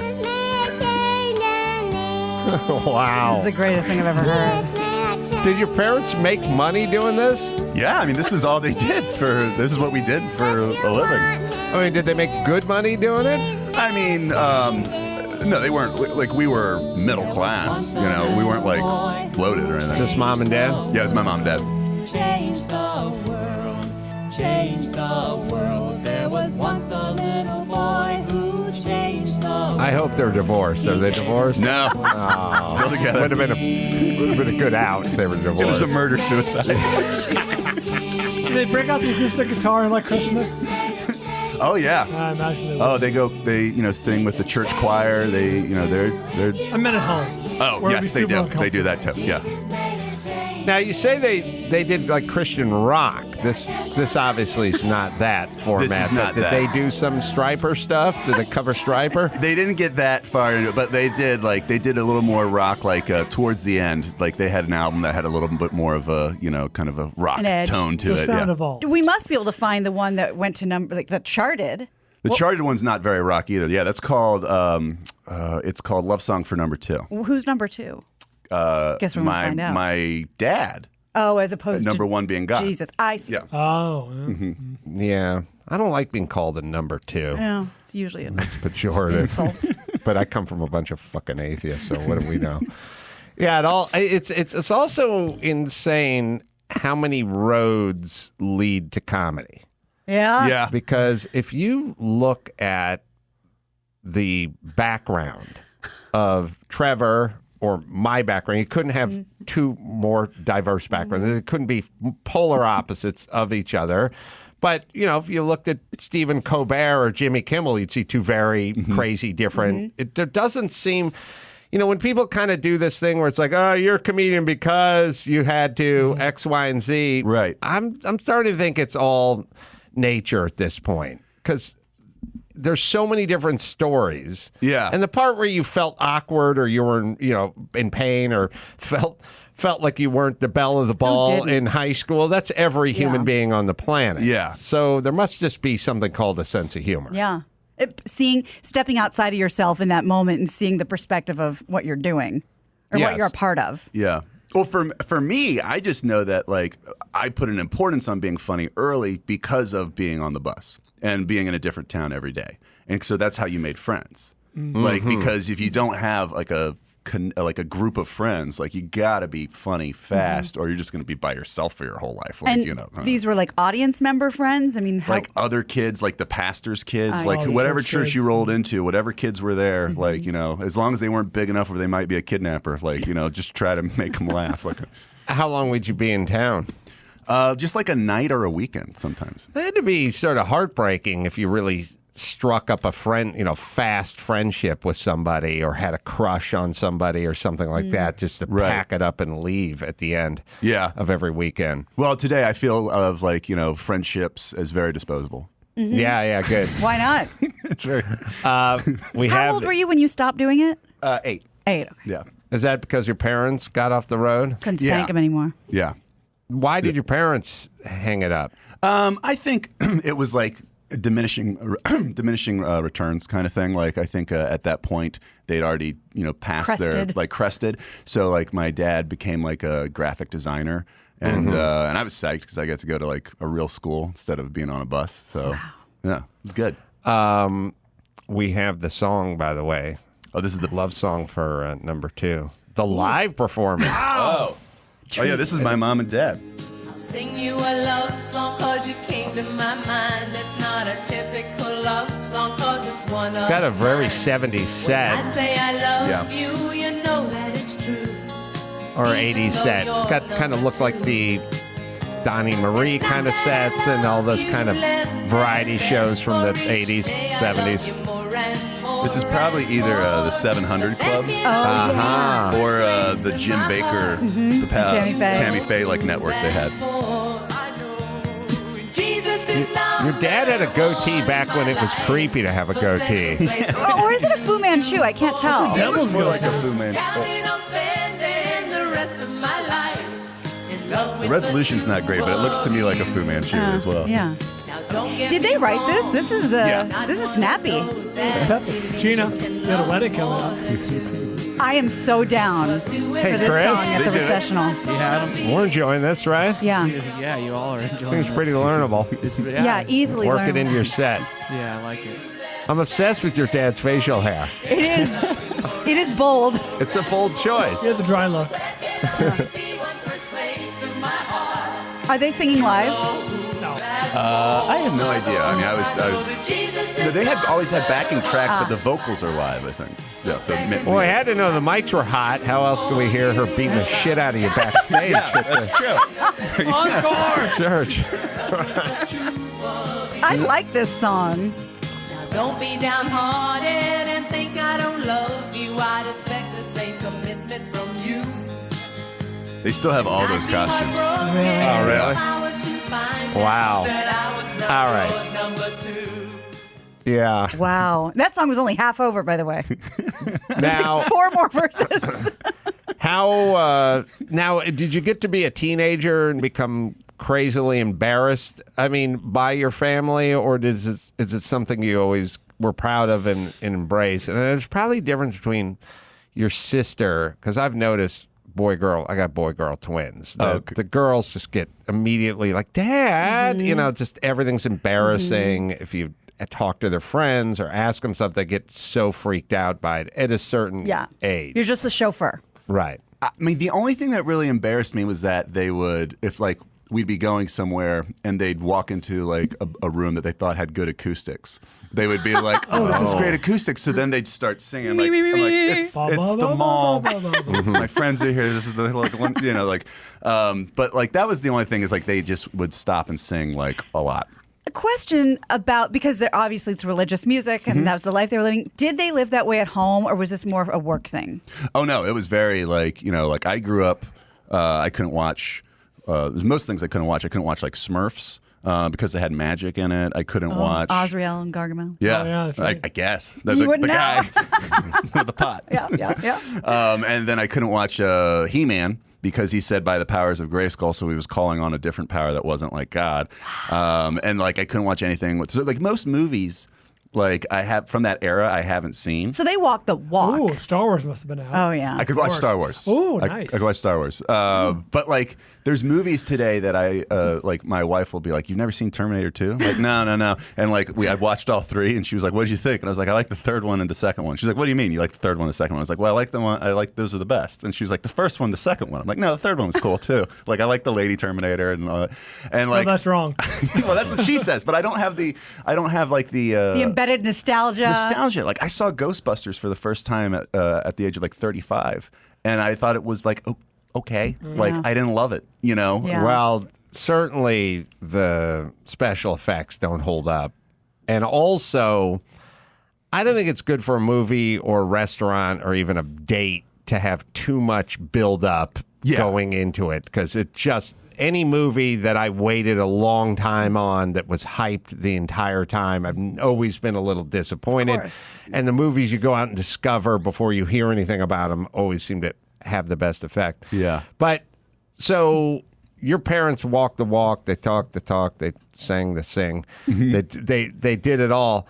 And then you then went into comedy, and they seemed like they had ideas about you and what you should be exposed to and maybe what you could be doing. And did they have a beef with the stand-up or with the comedy in general? Yeah, I mean, they they're very supportive, of doing arts and stuff like that. Like I had and as a kid, I had a comic strip, like in a bunch of local papers. That's how I made money as a kid. So they were very supportive about that. Then I had a public access show that got bought by a PAX Television. Do you remember PAX Television? It used to be like reruns of Touched by an Angel and stuff like that. Good stuff. So a couple PAX affiliates bought a public access show that I had made as like a teenager. And so then that started being like a sketch show. And that's when I started kind of going into like, darker comedy and stuff. And then they weren't into it. Right.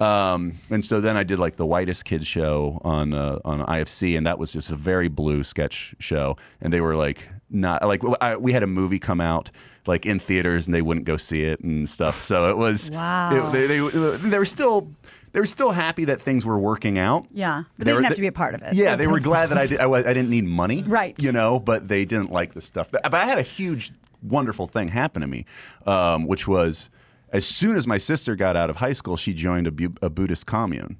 So she kind of took the blast. Yeah, she's the lightning rod. Yeah, so they were really upset with her, and I was just doing dick jokes over here, and like they kind of like let me. This is why I always say went the older brother Kurt, who's in juvie, because your D's or C minuses or CUUs or whatever are nothing compared to Kurt, who's in juvie. At least I'm not locked up. You know what I mean? So your sister going rogue had to, it had to steal a lot of focus and ire and energy, and you just making fart jokes on your cable show. Exactly. Yeah. I thank her for that every now and then. Like, I talked to her a couple weeks ago and we were like talking about that. I was like, yeah, thanks for doing that. That was sweet. Is she still perfect timing? Is she still involved in that, or she kind of moved on? No, it was like creepy. Like it's a commune. Yeah. Like she did it for like a couple months and then was like, this is good for her. In a shower. But I always feel like, and I think women have this wiring more than men. Was that a defiant move?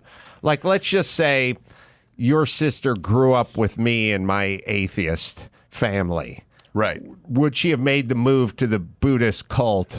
To push back. Yeah, was there anything to push? There was nothing to push back against my family. Yeah, I mean, if your family was like super like everyone needs to be atheist, then maybe she would have become like we're joined a religious convent about or our something. atheists, by being atheist, right? Yeah, I think there is just sort of a like you can't tell me what to do. I'll do the opposite.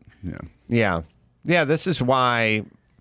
I mean, I think a lot of kids manifest this, but I feel like girls do even more of it, and that's why it's kind of tough to try to when I used to do Loveline on the radio a million years ago, I'd always say, once every 30 calls, we'd get the girl, and she'd go, I'm dating a black guy, and I don't know how to tell my dad, and I'm nervous, but I'm in love. And I'd go, well, tell me about your dad. And she'd go, oh, he's a racist. I hate his guts.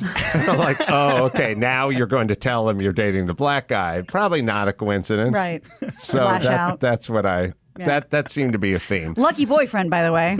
Yes. Put in the middle of this. God knows what kind of positions you're trying out based on her hatred for her racist dad. It's awesome. I know. It's also bad if like the first thing that people say when they think of you is like, oh, he's a racist. Yeah. No. The words that is descriptors. I've trained my kids to say he's set in his ways. Yeah. It took a lot of coaching. Dad's dad. Why don't they just say Adam's Adam? Yeah, that'd be good. So the show, by the way, let's talk about that for a second. The Trevor Moore Show on Comedy Central. No audience. No audience. Which I like. I did a show on Comedy Central a million years ago, and I had to fight and fight and fight. I was like, I don't want an audience. And they'd always go, you have to have an audience. Like, you have to. That's how it's done. You're making breakfast, you have to put parsley by the side of the plate. And it was like, that's just how we do it. And it was like, it just felt like it controlled the pace of the show. Like you have to, there's a certain cadence that you have to do in front of an audience versus a non-audience. Was that something you thought about? It wasn't. I don't think it was an option. Like we shoot it on their stage, that's right there in like their studio. So like it didn't have the ability. And also this whole season we shot like during COVID. Oh, right. So like we had rules where it was like we couldn't have 3 people in the room. You could have 3 people, and I have 2 guest hosts. And so then, like when we'd have a guest, one of our guest hosts would have to like pick up their stuff, go out into the hall, sit in the hall. We put a camera out them. I mean, I love when there's like constraints to it. I always think that's just play into it. So I mean, it was fun, but it was weird shooting in the COVID. Wasn't it the Tom Green show that had the one guy just behind the glass the whole time? Yeah. Like, it's just 2 feet behind him, but he was like behind like a window or something. Yeah, and all he did was laugh. Yeah, all he did was laugh. He never contributed. He just had a mug and he just laughed. Oh, yeah. It seems like a different lifetime. All those, Love Line on MTV and weird. It's also groundbreaking to have people sit on pillows and upholstered stuff and lounging. a semicircle versus folding chairs, stadium seating. Yeah. Now with the old Loveline stuff, like can that exist anywhere, or is it because of or is the music baked into it? Because MTV, I know a lot of their shows they can't show anymore because they had music like baked throughout the whole thing. Re-air it because they can't clear the music. That's why like you don't see The State, you don't see Tom Green, like any of those old MTV shows. How would MTV not have the rights? Yeah, it's because I think the way that they had it was like, it was like deals with the record company, like use our song and it's like free, but like not forever. And they were just thinking of right now, let's do these shows. So they can't put DVDs with these things on it because they're covered wall to wall in music. But that's a sad reason to not show a comedy show. Well, it's like MTV had incredible like shows, right? And there's like a whole like generation of shows there that are just kind of lost to The media State was time. amazing. Yeah. Oh yeah, I love The State. I don't know. It's so funny. It seems like such a different. To me, it feels like I wasn't there. That's kind of I'm wired. So like. I watched a whole retrospective on MTV the other day where like how they started, and we had talked about it a little on the podcast, but I was just watching it the whole time, never really thinking I was on MTV. I was just watching it like it was a viewer. like it was MTV. I know intellectually I was on at some point, but I never think about it. It's as I don't know. I would be curious how everyone is wired, but my wiring is I never did it. That wasn't me. Not or it didn't exist. I mean, I understand it does, but it doesn't feel like it. What's that thing where like every cell in your body is different after 7 years? So it's like that's a completely different person. Yes. Like that You kind shed of thing. that. Yes. Yeah. I think Loveline was the first interview that we ever had as on White as Kids. Oh, I really? think that was the first, like, this is an actual show that we're going to be interviewed on. I think it was Loveline was the first thing. And it was a call-in. It wasn't like we weren't there, but it was like we called in to talk about the show and everything. On the radio show or the MTV show? I think it was the radio. I don't think it was the MTV. I think it was the radio. Because we weren't on camera. Like, I remember we were, like, they put us into this, like, radio booth, and we got here, and they were like, oh, we're going to be on Loveline. Yeah, I can't imagine you interviewing a guest on the TV show over the phone. No, they would always have to come out, and then every time I would stand up, my mic pack would fall off, and then it would swing around behind me, and I would feel it. Yeah, one of my tantrums I threw was the mic pack. The mic pack was. It didn't clip onto the back of your pants? They didn't give you the ankle one? Ankle one? Yeah, you ever do that? No, I just thought it clipped. What are we, drug informants? You never put the pack on the ankle? Now But if you stand up, everything falls You apart. just do it's long. Oh, shit. Yeah, they get a long cord. Wow. Now, I had the pack that they would clip on the back of your belt right in the small of your back. But we would start the show and sit down, and then when the guests would come out, you'd stand up, and it would always come unclipped, and then it would swing, and you could feel it pulling on your collar, and I would seethe. I would seethe because I said to the sound guy a million times, like, you got to fucking figure this out, and he never did. And then at some point, after seething long enough, I just pitched a fit, and you have to kind of picture this, but I unclipped the weird little coat hanger bent thing, metal that went, I just pulled it out. I bent it the opposite direction hard, and then I go, get me some fucking duct tape. And they went and got some gaffer's tape, and I wrapped it around the part that went down into the small of my back, and it never fucking popped off again. Yeah. That was my old construction days coming back. But so what is I'm trying to think, like, what is MTV today? Like, where do they rank? Reality. Like, what do they channel do? it Is is. it all reality stuff? so. Is there videos? I think it's. You ever see that ridiculousness show? Oh, yes. It's wall to wall. I think That's all it is. That's all it is now. It's such a weird show. It's like guys falling off of skateboards and everyone just laughs. I think It's Ouch My Balls from Idiocracy. Right. I think you just have to be stoned off your ass Right. and want to watch people fall off of Jackass skateboards. is Right? Tosh, yeah. Right. Well, it's like when MTV was cool and like kind of like the forefront of like culture. Like you were kind of like It was or a pop trend, culture. It was the number one trendsetter. Yeah. You had to have your video on MTV or you wouldn't sell records. Yeah, like nobody would have guessed that. Like in a couple of years, they were like, just do America's Funniest Home Videos. Yeah. Like, and that's what they became. I think I jumped off around the Real World Road Rules challenges, so I really I don't know never where watched we've been. those. That's what I'm saying. I was like, that's when I bailed. I like the Jersey Shore stuff. I thought that was Oh, fun. Yeah. According to Chris, it's all catfish and ridiculousness.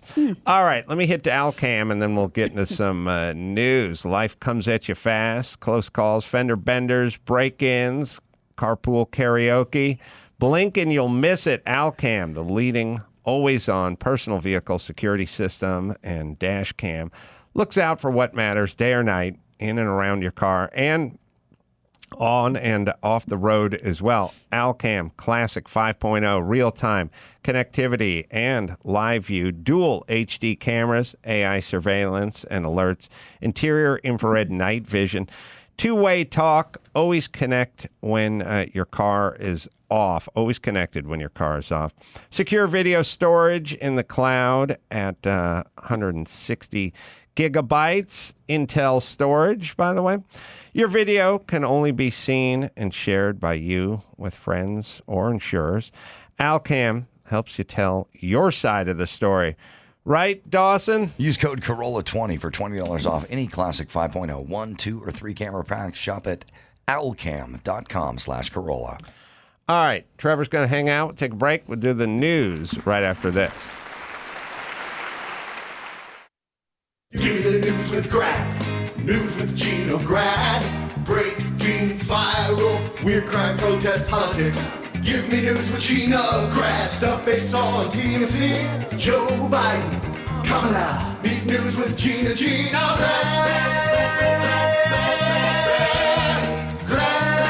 The news with Gina Grad. Now, the Emmy nominees have been announced. HBO and HBO Max have combined 130 total nominations, followed closely by Netflix, 129. How many awards are there? 470. Well, it was funny. I mean, it wasn't all the nominees, but when Matt was printing it for me, he goes, there's 55 pages. So we'll just focus on a couple. But that's going to be hosted by Cedric the Entertainer. We talked about that. 73rd Primetime Emmys will be on September 19th on CBS. And it's funny because a lot of these shows, like I'll give you drama series, something tells me I don't think you've seen any. I don't think either of you have seen any of these, Brian or Adam. For sure, me. Yeah. So by all means, Trevor, please weigh in. This is best drama series: The Boys on Amazon Prime, Bridgerton on Netflix. Hold on. If The Boys is spelled with a Z, I haven't seen it. No. I don't support it. I'm going to blow your mind, Gina. I've seen a few episodes of Bridgerton. Mm-hmm. Oh, because Christy watches it. Yeah. It's a horny show. It is not to be watched with the family. The Crown, Netflix. I've seen a few episodes of The Crown. Of course you have. Handmaid's Tale, Hulu. Yeah. Unbelievable. That's hard Lovecraft shit. Country, HBO. And Mandalorian, Disney Plus. I saw the whole thing. I saw Mandalorian. I like Star Wars. Of course. So those are That's not forbidden. Would have been. Not now. I'm 40. Wow. Yeah, but the Lord doesn't check your ID. He knows. So, yeah, when it comes to leading actor in a drama series, it's everyone from those shows, basically. Same with actress.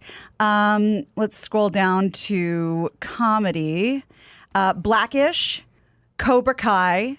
I believe it's pronounced Amélie in Paris, the Emily in Paris show. The Flight Attendant, Hacks, The Kaminsky Method, Pen 15, and Ted Lasso. Seen a couple episodes of 10-15. And it's, Pen 15. Pen 15, It's it's pretty funny. Yeah. Ted Lasso, people are in love with it. Yeah. Hacks, I loved. Flight Attendant was good. Cobra Kai, people love their nostalgia. Were you allowed to see Karate Kid? I'd seen, like, it came on television. My parents recorded it, like, so I don't know if a lot of times they record things and, like, bleep out the swear words. That's a lot of work. Yeah. Your parents would do that? Yeah. So, like, sometimes, like, they'd something would come on television and they'd be like, hey, you can now watch, like, Karate Kid. Mm-hmm. And so then I'd watch it, and then, like, if it would get to a part, they would, hit record. And so all of a sudden it'd be a basketball game. Like, and so They taped over. Yeah. And there's some movies that I'll see now, and I'm like they let me see Wayne's World, but they recorded over all of it. And so then, and there's a joke in Wayne's World, which is very funny, but I never heard it until, like, when I was an adult. And I was like, oh, it's usually where it goes to a basketball game. That's a great joke. Like, for Tom Chambers dunked. Yeah. How were they? How were they on violence?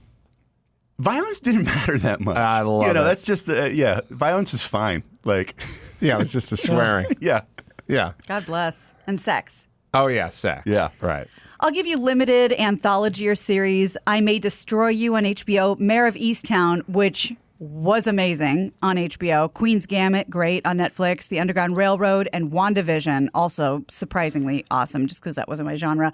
But it's just, you'll be happy to know that lead actor in a limited series or movie, Adam, Ewan McGregor as Halston in the movie Halston is getting a nod.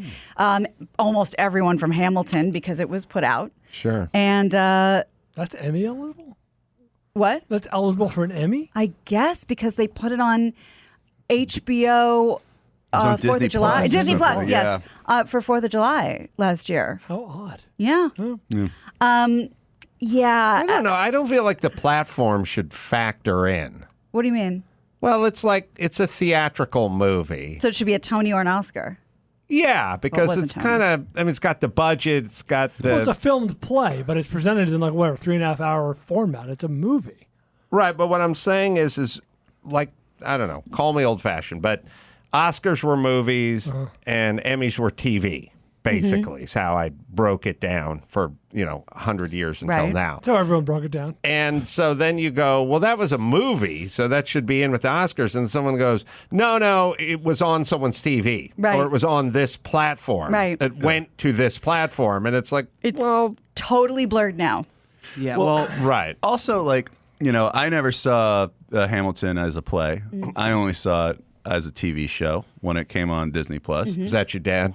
Huh? Did Dad tell you couldn't watch it in the theater? No, I just didn't. I don't go to a lot of plays. So, like, when I saw it when it came on Disney Plus, it's it seems like a great play, not a great TV show though. Like, it all takes place in one room. You can still see, like, when they're done with their part, they run off into the sides. Very unprofessional. Like, it's not the greatest television show. Like, I don't think, why would it get an Emmy for that? Very good point. Why, Chris? You had an explanation.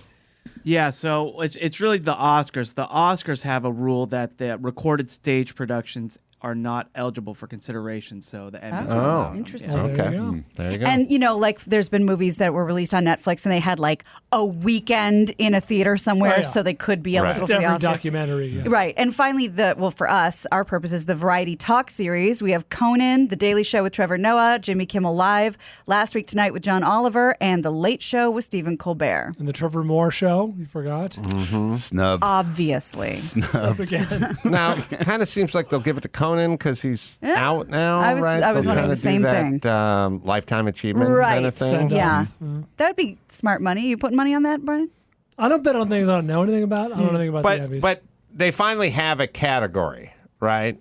Because this used to confound us when it was to like no end. musicals and comedy or whatever. Is that what you mean? Yeah, like they they'd go, like when I used to work at Kimmel, or even just beyond that, they'd go you and Colbert, and then the Bob Hope tribute.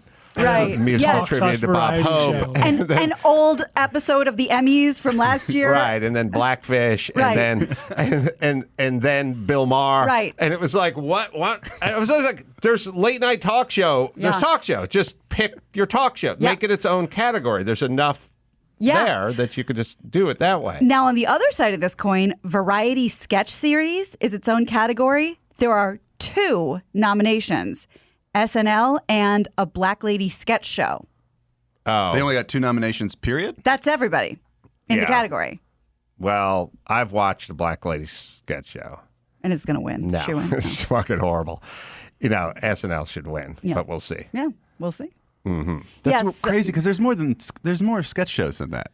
Like Not according to the Emmys. Yeah. Yeah, there's just the categories seem odd, and Matt was right. I mean, this feels like 55 pages. There's variety special pre-recorded is a specific category. Bo Burnham's Inside, David Byrne's American Utopia, David Chappelle's 846. I guess they put that on Netflix. I was thinking it was on YouTube. It was first. The Friends Reunion, Hamilton, The West Wing special to benefit When We All Vote. This is odd. If you watch the Black Lady sketch show, which is performed and I think written by all black ladies, you'll makes sense. realize that they probably should have hired some middle-aged Jewish dudes and just called them black ladies to write some of the sketches because they're fucking not funny. Oh, boy. Yeah. What? Sorry, Let's see unpopular opinion, but it's not good. It's just I it's haven't seen it. affirmative I've never action. seen it. It's bad. Yeah. Am I crazy? I mean, Brian, I feel like you'd know this even though you're an Oscar guy, but like these categories, short form comedy, drama, or variety series, they're talking about bits. So Carpool Karaoke, Late Night with Seth Meyers, Corrections, The Randy Rainbow Show, Reno 911, Stephen Colbert Presents Tuning Out the News. Yeah, I don't know if we should be nominating bits. Yeah. Just nominate the show it's on. It's confusing. This is a very Well, that's why there's confusing nomination 55 list. pages. Yeah. Poor Cedric. And you think he's going to go the distance. That's what I'm saying. I do, but wait a minute. These things, some of these should spill into the afternoon show that was pre-taped 2 weeks earlier that Kathy Griffin hosts, right? Oh, like the technical awards. stuff. Like, why are we giving Emmys to a sketch on a late night show? I'm still scrolling, and none of these are technical yet. Oh, boy. Structured reality program, Property Brothers, Antiques Roadshow, Queer Eye, Running Wild with Bear Grylls, Shark Tank, Outstanding Unstructured Reality Program, Outstanding Competition Program. These are all separate categories. I don't know when this started. Television movies. Oh, this is great. Dolly Parton's Christmas on the Square, which of course is amazing. Also in the same category as Robin Roberts presents Mahalia. Sylvie's Love, Uncle Frank, Oslo. These are very serious works. Mm-hmm. And Dolly Parton's Christmas on the Square. Did your parents look up to any popular musicians? Like Dolly. Paul Stuckey from Peter, Paul, and Mary produced their albums. Oh, wow. So he was the producer. So they liked Peter, Paul, and Mary. Mm-hmm. From their aesthetic, like I think they were into Sonny and Cher. Ooh, wait a minute. Didn't they sing Puff the Magic Dragon? Yeah, but you don't want to read too far into that. That's true. So there should have been conscientious objectors to being produced by some hypocrites. Had a little boy in his dragon. But they also he had the wedding song. I think, was it called the wedding song? Was Paul Stuckey... Gina, you got a wedding coming up. Yeah. This has to be on your set list. Is Okay. it the wedding song by Paul Stuckey from Peter, Paul, and Mary? It's a nice song. I don't know this one. You'll know it. I think you're gonna know it. Your parents would know it. Did your dad ever grow a full beard? Or just kind of stuck with the Fu Man? Like later, like as an old guy. Yeah. Full beard. Is this Paul Stuckey? Okay. It's called The Wedding Song. Gina, you're going to want this one in your Might be my rotation. processional. now to be among you at the calling of your heart. You know it, right? Yeah, I've heard this. This is probably his biggest hit outside of Peter, Paul, and Mary. This was his Wings. Oh, sure. That's right. Hey, Chris. You had him? You could handle this one. Simple. Yeah. Singer-songwriter. In his name. Oh, yeah, see? There you go. Anybody? No. No? I recognize it, but Little cheesy. It's a very simple song. Simple. The best songs are. Probably played at a lot of weddings, I'm guessing. Yeah. It's played at a lot of weddings. It's also a common church hymn. Oh, it is? Yeah. I mean, I don't know. They shall travel on to where the two shall be as one. I've missed the chorus. Was there a chorus? There is love. Wait for the hook. Yeah, I'm There's like, love. It's coming around.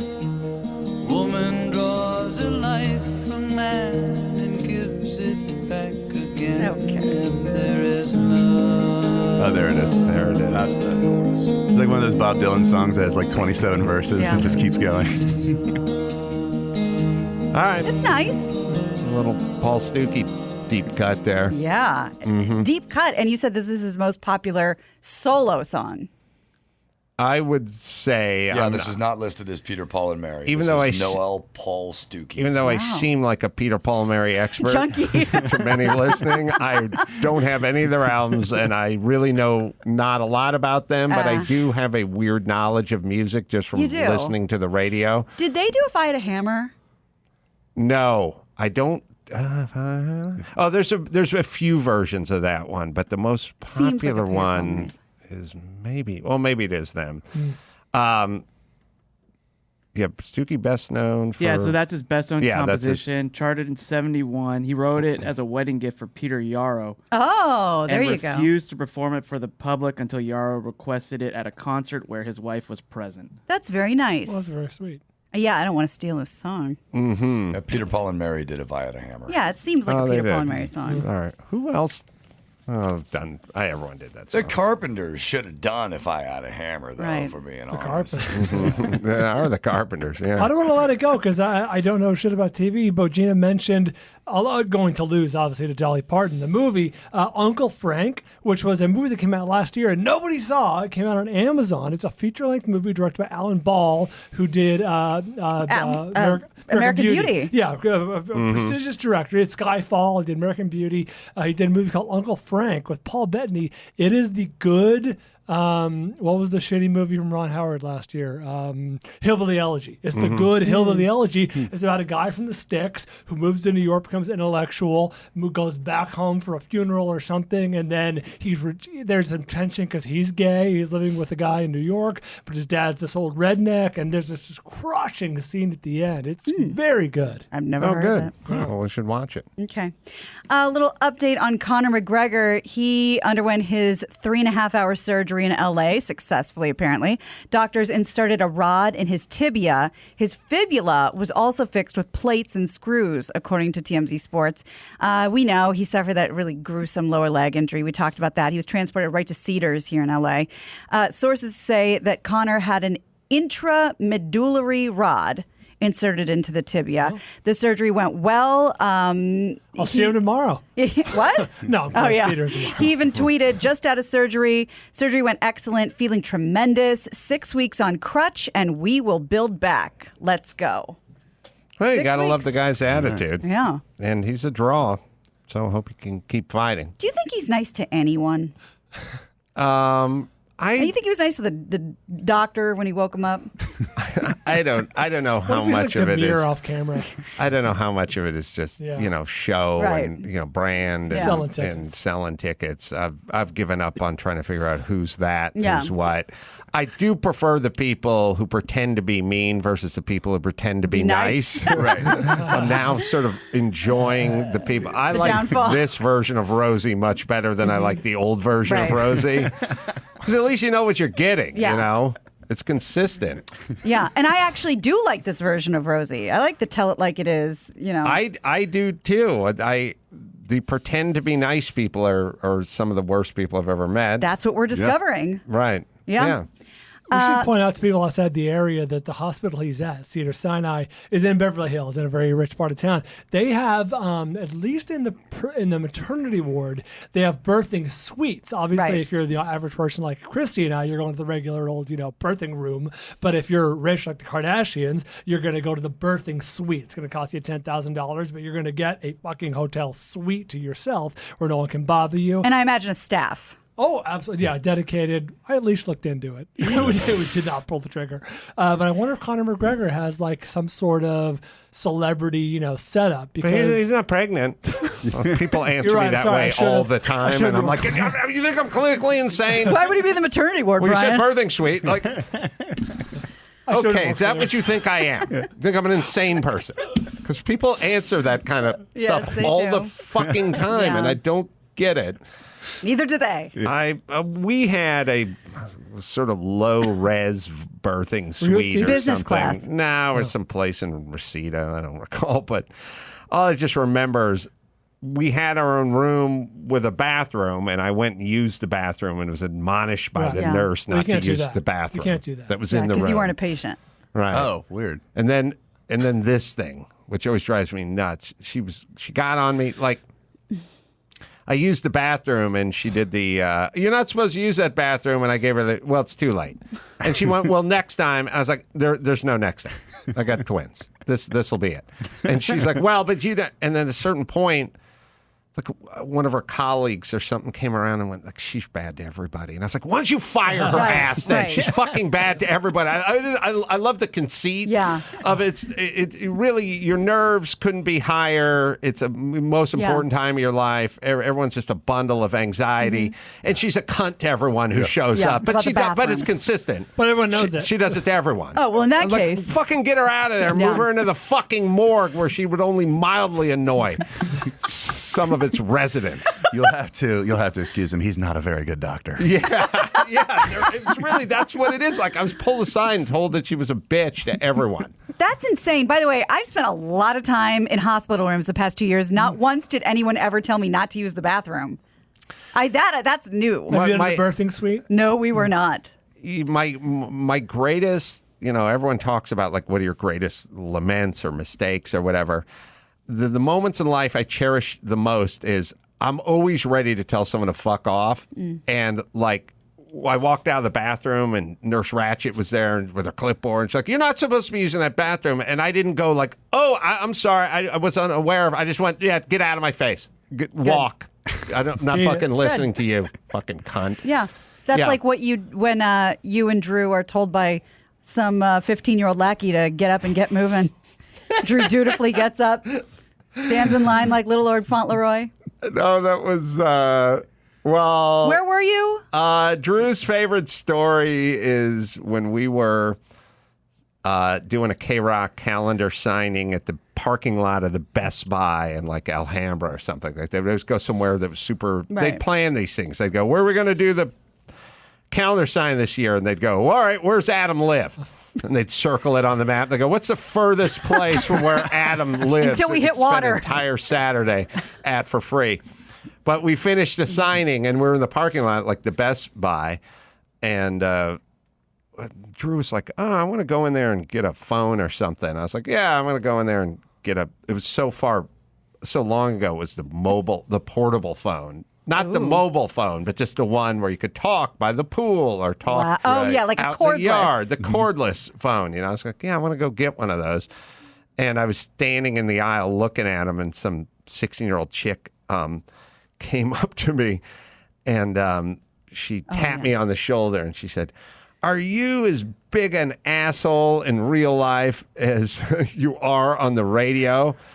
And God, I'm trying to think what I yelled at. I just go, beat it. She like went, what? It's like her fucking arms like flew up, and she's like started tearing up. Yeah, I just yelled, beat it as loud as I could right in her face in my biggest dad voice. And Drew was delighted. That's really good.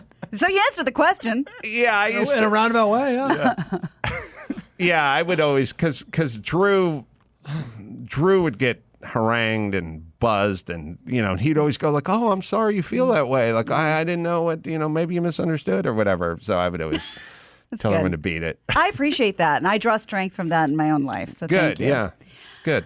Jeffrey Epstein's newly discovered 1997 address book connects dozens of new names to him and traces previously known relationships back to the 90s. That's according to Yahoo News. But we have a name. One of the new names belongs to New York editor Christina Grieven Cuomo, who happens to be the wife of Chris Cuomo, sister-in-law of Governor Andrew Cuomo. Her entry in Epstein's book is from 97, and it refers to the Manhattan File. That was a New York Society magazine she published after her father purchased it in 94. Oh, boy. Yeah, unclear exactly why her name is listed, but it is listed. She's one of 221 people who appear in this 1997 address book that was not previously published. And we don't know why just yet. Cuomo's daughter just came out as a heterosexual or something. 7? There's a thing. Everyone's got their own title now, sexually. Hers was, let's see, what is the latest? I can't think of the name of it. You can ask Matt. Matt'll know. Why would Matt up know? on that? Because I was going to talk about it on Tucker Carlson the other day, and then they scratched a segment. Oh, it's a demisexual. Demisexual? Demisexual. She just came out as that. Mm-hmm. But the definition of that is you just want to have sex with people you feel attracted to and like have a emotional bond with. Demisexual people only feel sexually attracted to someone when they have an emotional bond. Okay, they can be straight, gay, bisexual. Why do you have to announce you're a demisexual? I don't. I feel like Most there's already people been a are- word for that. Isn't that? I don't know what it is, but I feel like they have to have hit that before. Person in a relationship. Right. Yeah, like young Broad. woman. Yeah, I like pizza. Oh, and I'm a demisexual. Okay. Huh. Just the notion that you have to announce shit. Wow. Now we're at the point where we're announcing no shit. Like, okay, you're a 26-year-old chick who doesn't want to have sex with a dude unless you feel like he's a decent person. So you're and you have old-fashioned. Yeah, you're essentially old-fashioned. Right. Okay, congratulations. Yeah. Actually, that's interesting because I would imagine there are certain groups that would find her announcing she's demisexual is very shaming. You know what I mean? So, if you're a girl who's more into like omnisexual, one night stands or just, that's how you claim your power or whatever. And it's a demisexual is like putting you down. Like, what do I have to be ashamed of? It's got to be tough for dad because you got to be running for the computer when your daughter announces she's demisexual. It's like, oh, what could that be? That's the one piece of the roulette wheel you want it to hit. Right, you got to be so relieved when you look. Yeah. Right. Yeah. All my money's on 00. Yeah, it just means you want to bond with a guy before he has sex with you. Congratulations. Yes. Concerts are back, baby. Garth Brooks played to a sold-out crowd of 68,000 people Saturday night at Allegiant Stadium, making it the first major stadium concert since shutdowns began more than a year ago. The only reminder of the pandemic was a disclaimer on the website. It says, purchaser assumes COVID risk. All COVID rules apply. Vegas has been wide open since June 1st, so there were no COVID rules to apply to this show. Next up for Garth is another stadium concert in Salt Lake City. And just as a refresher, what it's like to go to a full stadium concert, here's just a snippet of something that happened over the weekend. I heard he was the biggest selling artist, not the Beatles, but American artist, sold the most records of any American Solo artist. I buy that. Absolutely. See Or that. or even not solo. Really? More than the Eagles? That's what I hear. That still makes sense. Garth Brooks sold a shitload of albums. He owned the 90s. That's true. Even if you don't count Chris Gaines. Mm-hmm. Let's count Chris Gaines. Okay. Here he is. Here he is. Sorry.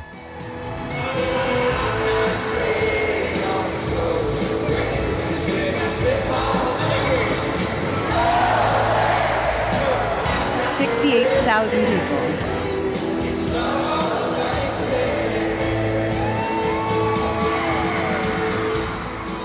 People having a damn good time. Isn't it weird to see that just happened over the weekend? Yeah. It's also, I'm always so jealous because somebody, I don't know how much writing Garth does. I really am not I know more about Peter, Paul, and Mary than I do about Garth does very little writing. Oh, really? He does what? He doesn't do very much writing. Right. So imagine this.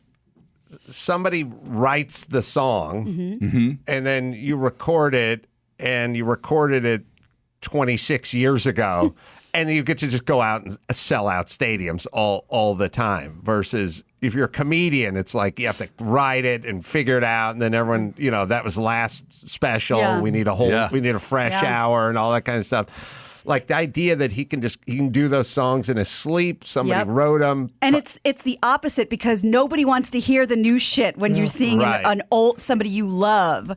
That's when you go to the bathroom. That's right. Yeah, music is the thing to do. Yeah, that's the thing to do. Yeah, get back to it. Yeah, you'd know. Well, yeah, but you could, because that's why you get people like doing it into their 80s and 90s, like because at that point, you can probably exactly just turn your brain off and do it. Well, also, I was talking to someone who was a huge Four Seasons fan, and I was like, "Oh, you've seen the Four Seasons?" They're like, "Well, yeah." I mean, I go, "This guy's got to be in their 80s." Oh, they did the whole thing. It's just pumped in. It's all they just lip sync. Yeah, you just dye your hair and just lip sync, and it's like, well, so then you could do this after you die. Absolutely, Essentially, you'd be a hologram. There's no point where you ever have to stop limit. doing this because you're just singing along to your own track from 40 years ago. Right. Or something like, I would imagine, the Four Tops, where you keep switching out members of the group. The Beach Boys. Like, 4 30-year-olds and fucking Mike Menudo Love. style. I saw George Clinton like the year before the 2019, and like he comes out. And it was like with Funkadelic, but it was like there was like 40 people on stage, and like a lot of them, it looked like he didn't really know them. Like he met them in the last week, and he was like, "Come on, I need distract from how old I am." Oh, but it was awesome. The Coasters probably had their first hit in like 1954, and they're somewhere at a casino right now in Laughlin, like playing. And the average age of the guy's 37. Right.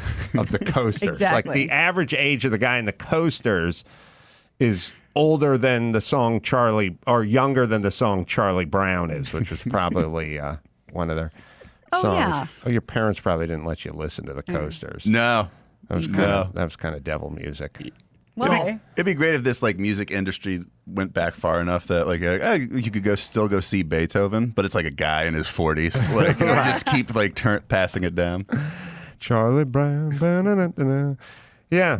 They were like a weird novelty. Oh, they did Yakety Yak? Don't Talk Back. Oh, wow. Oh, I know that one. Coasters had a lot of hits. Yeah.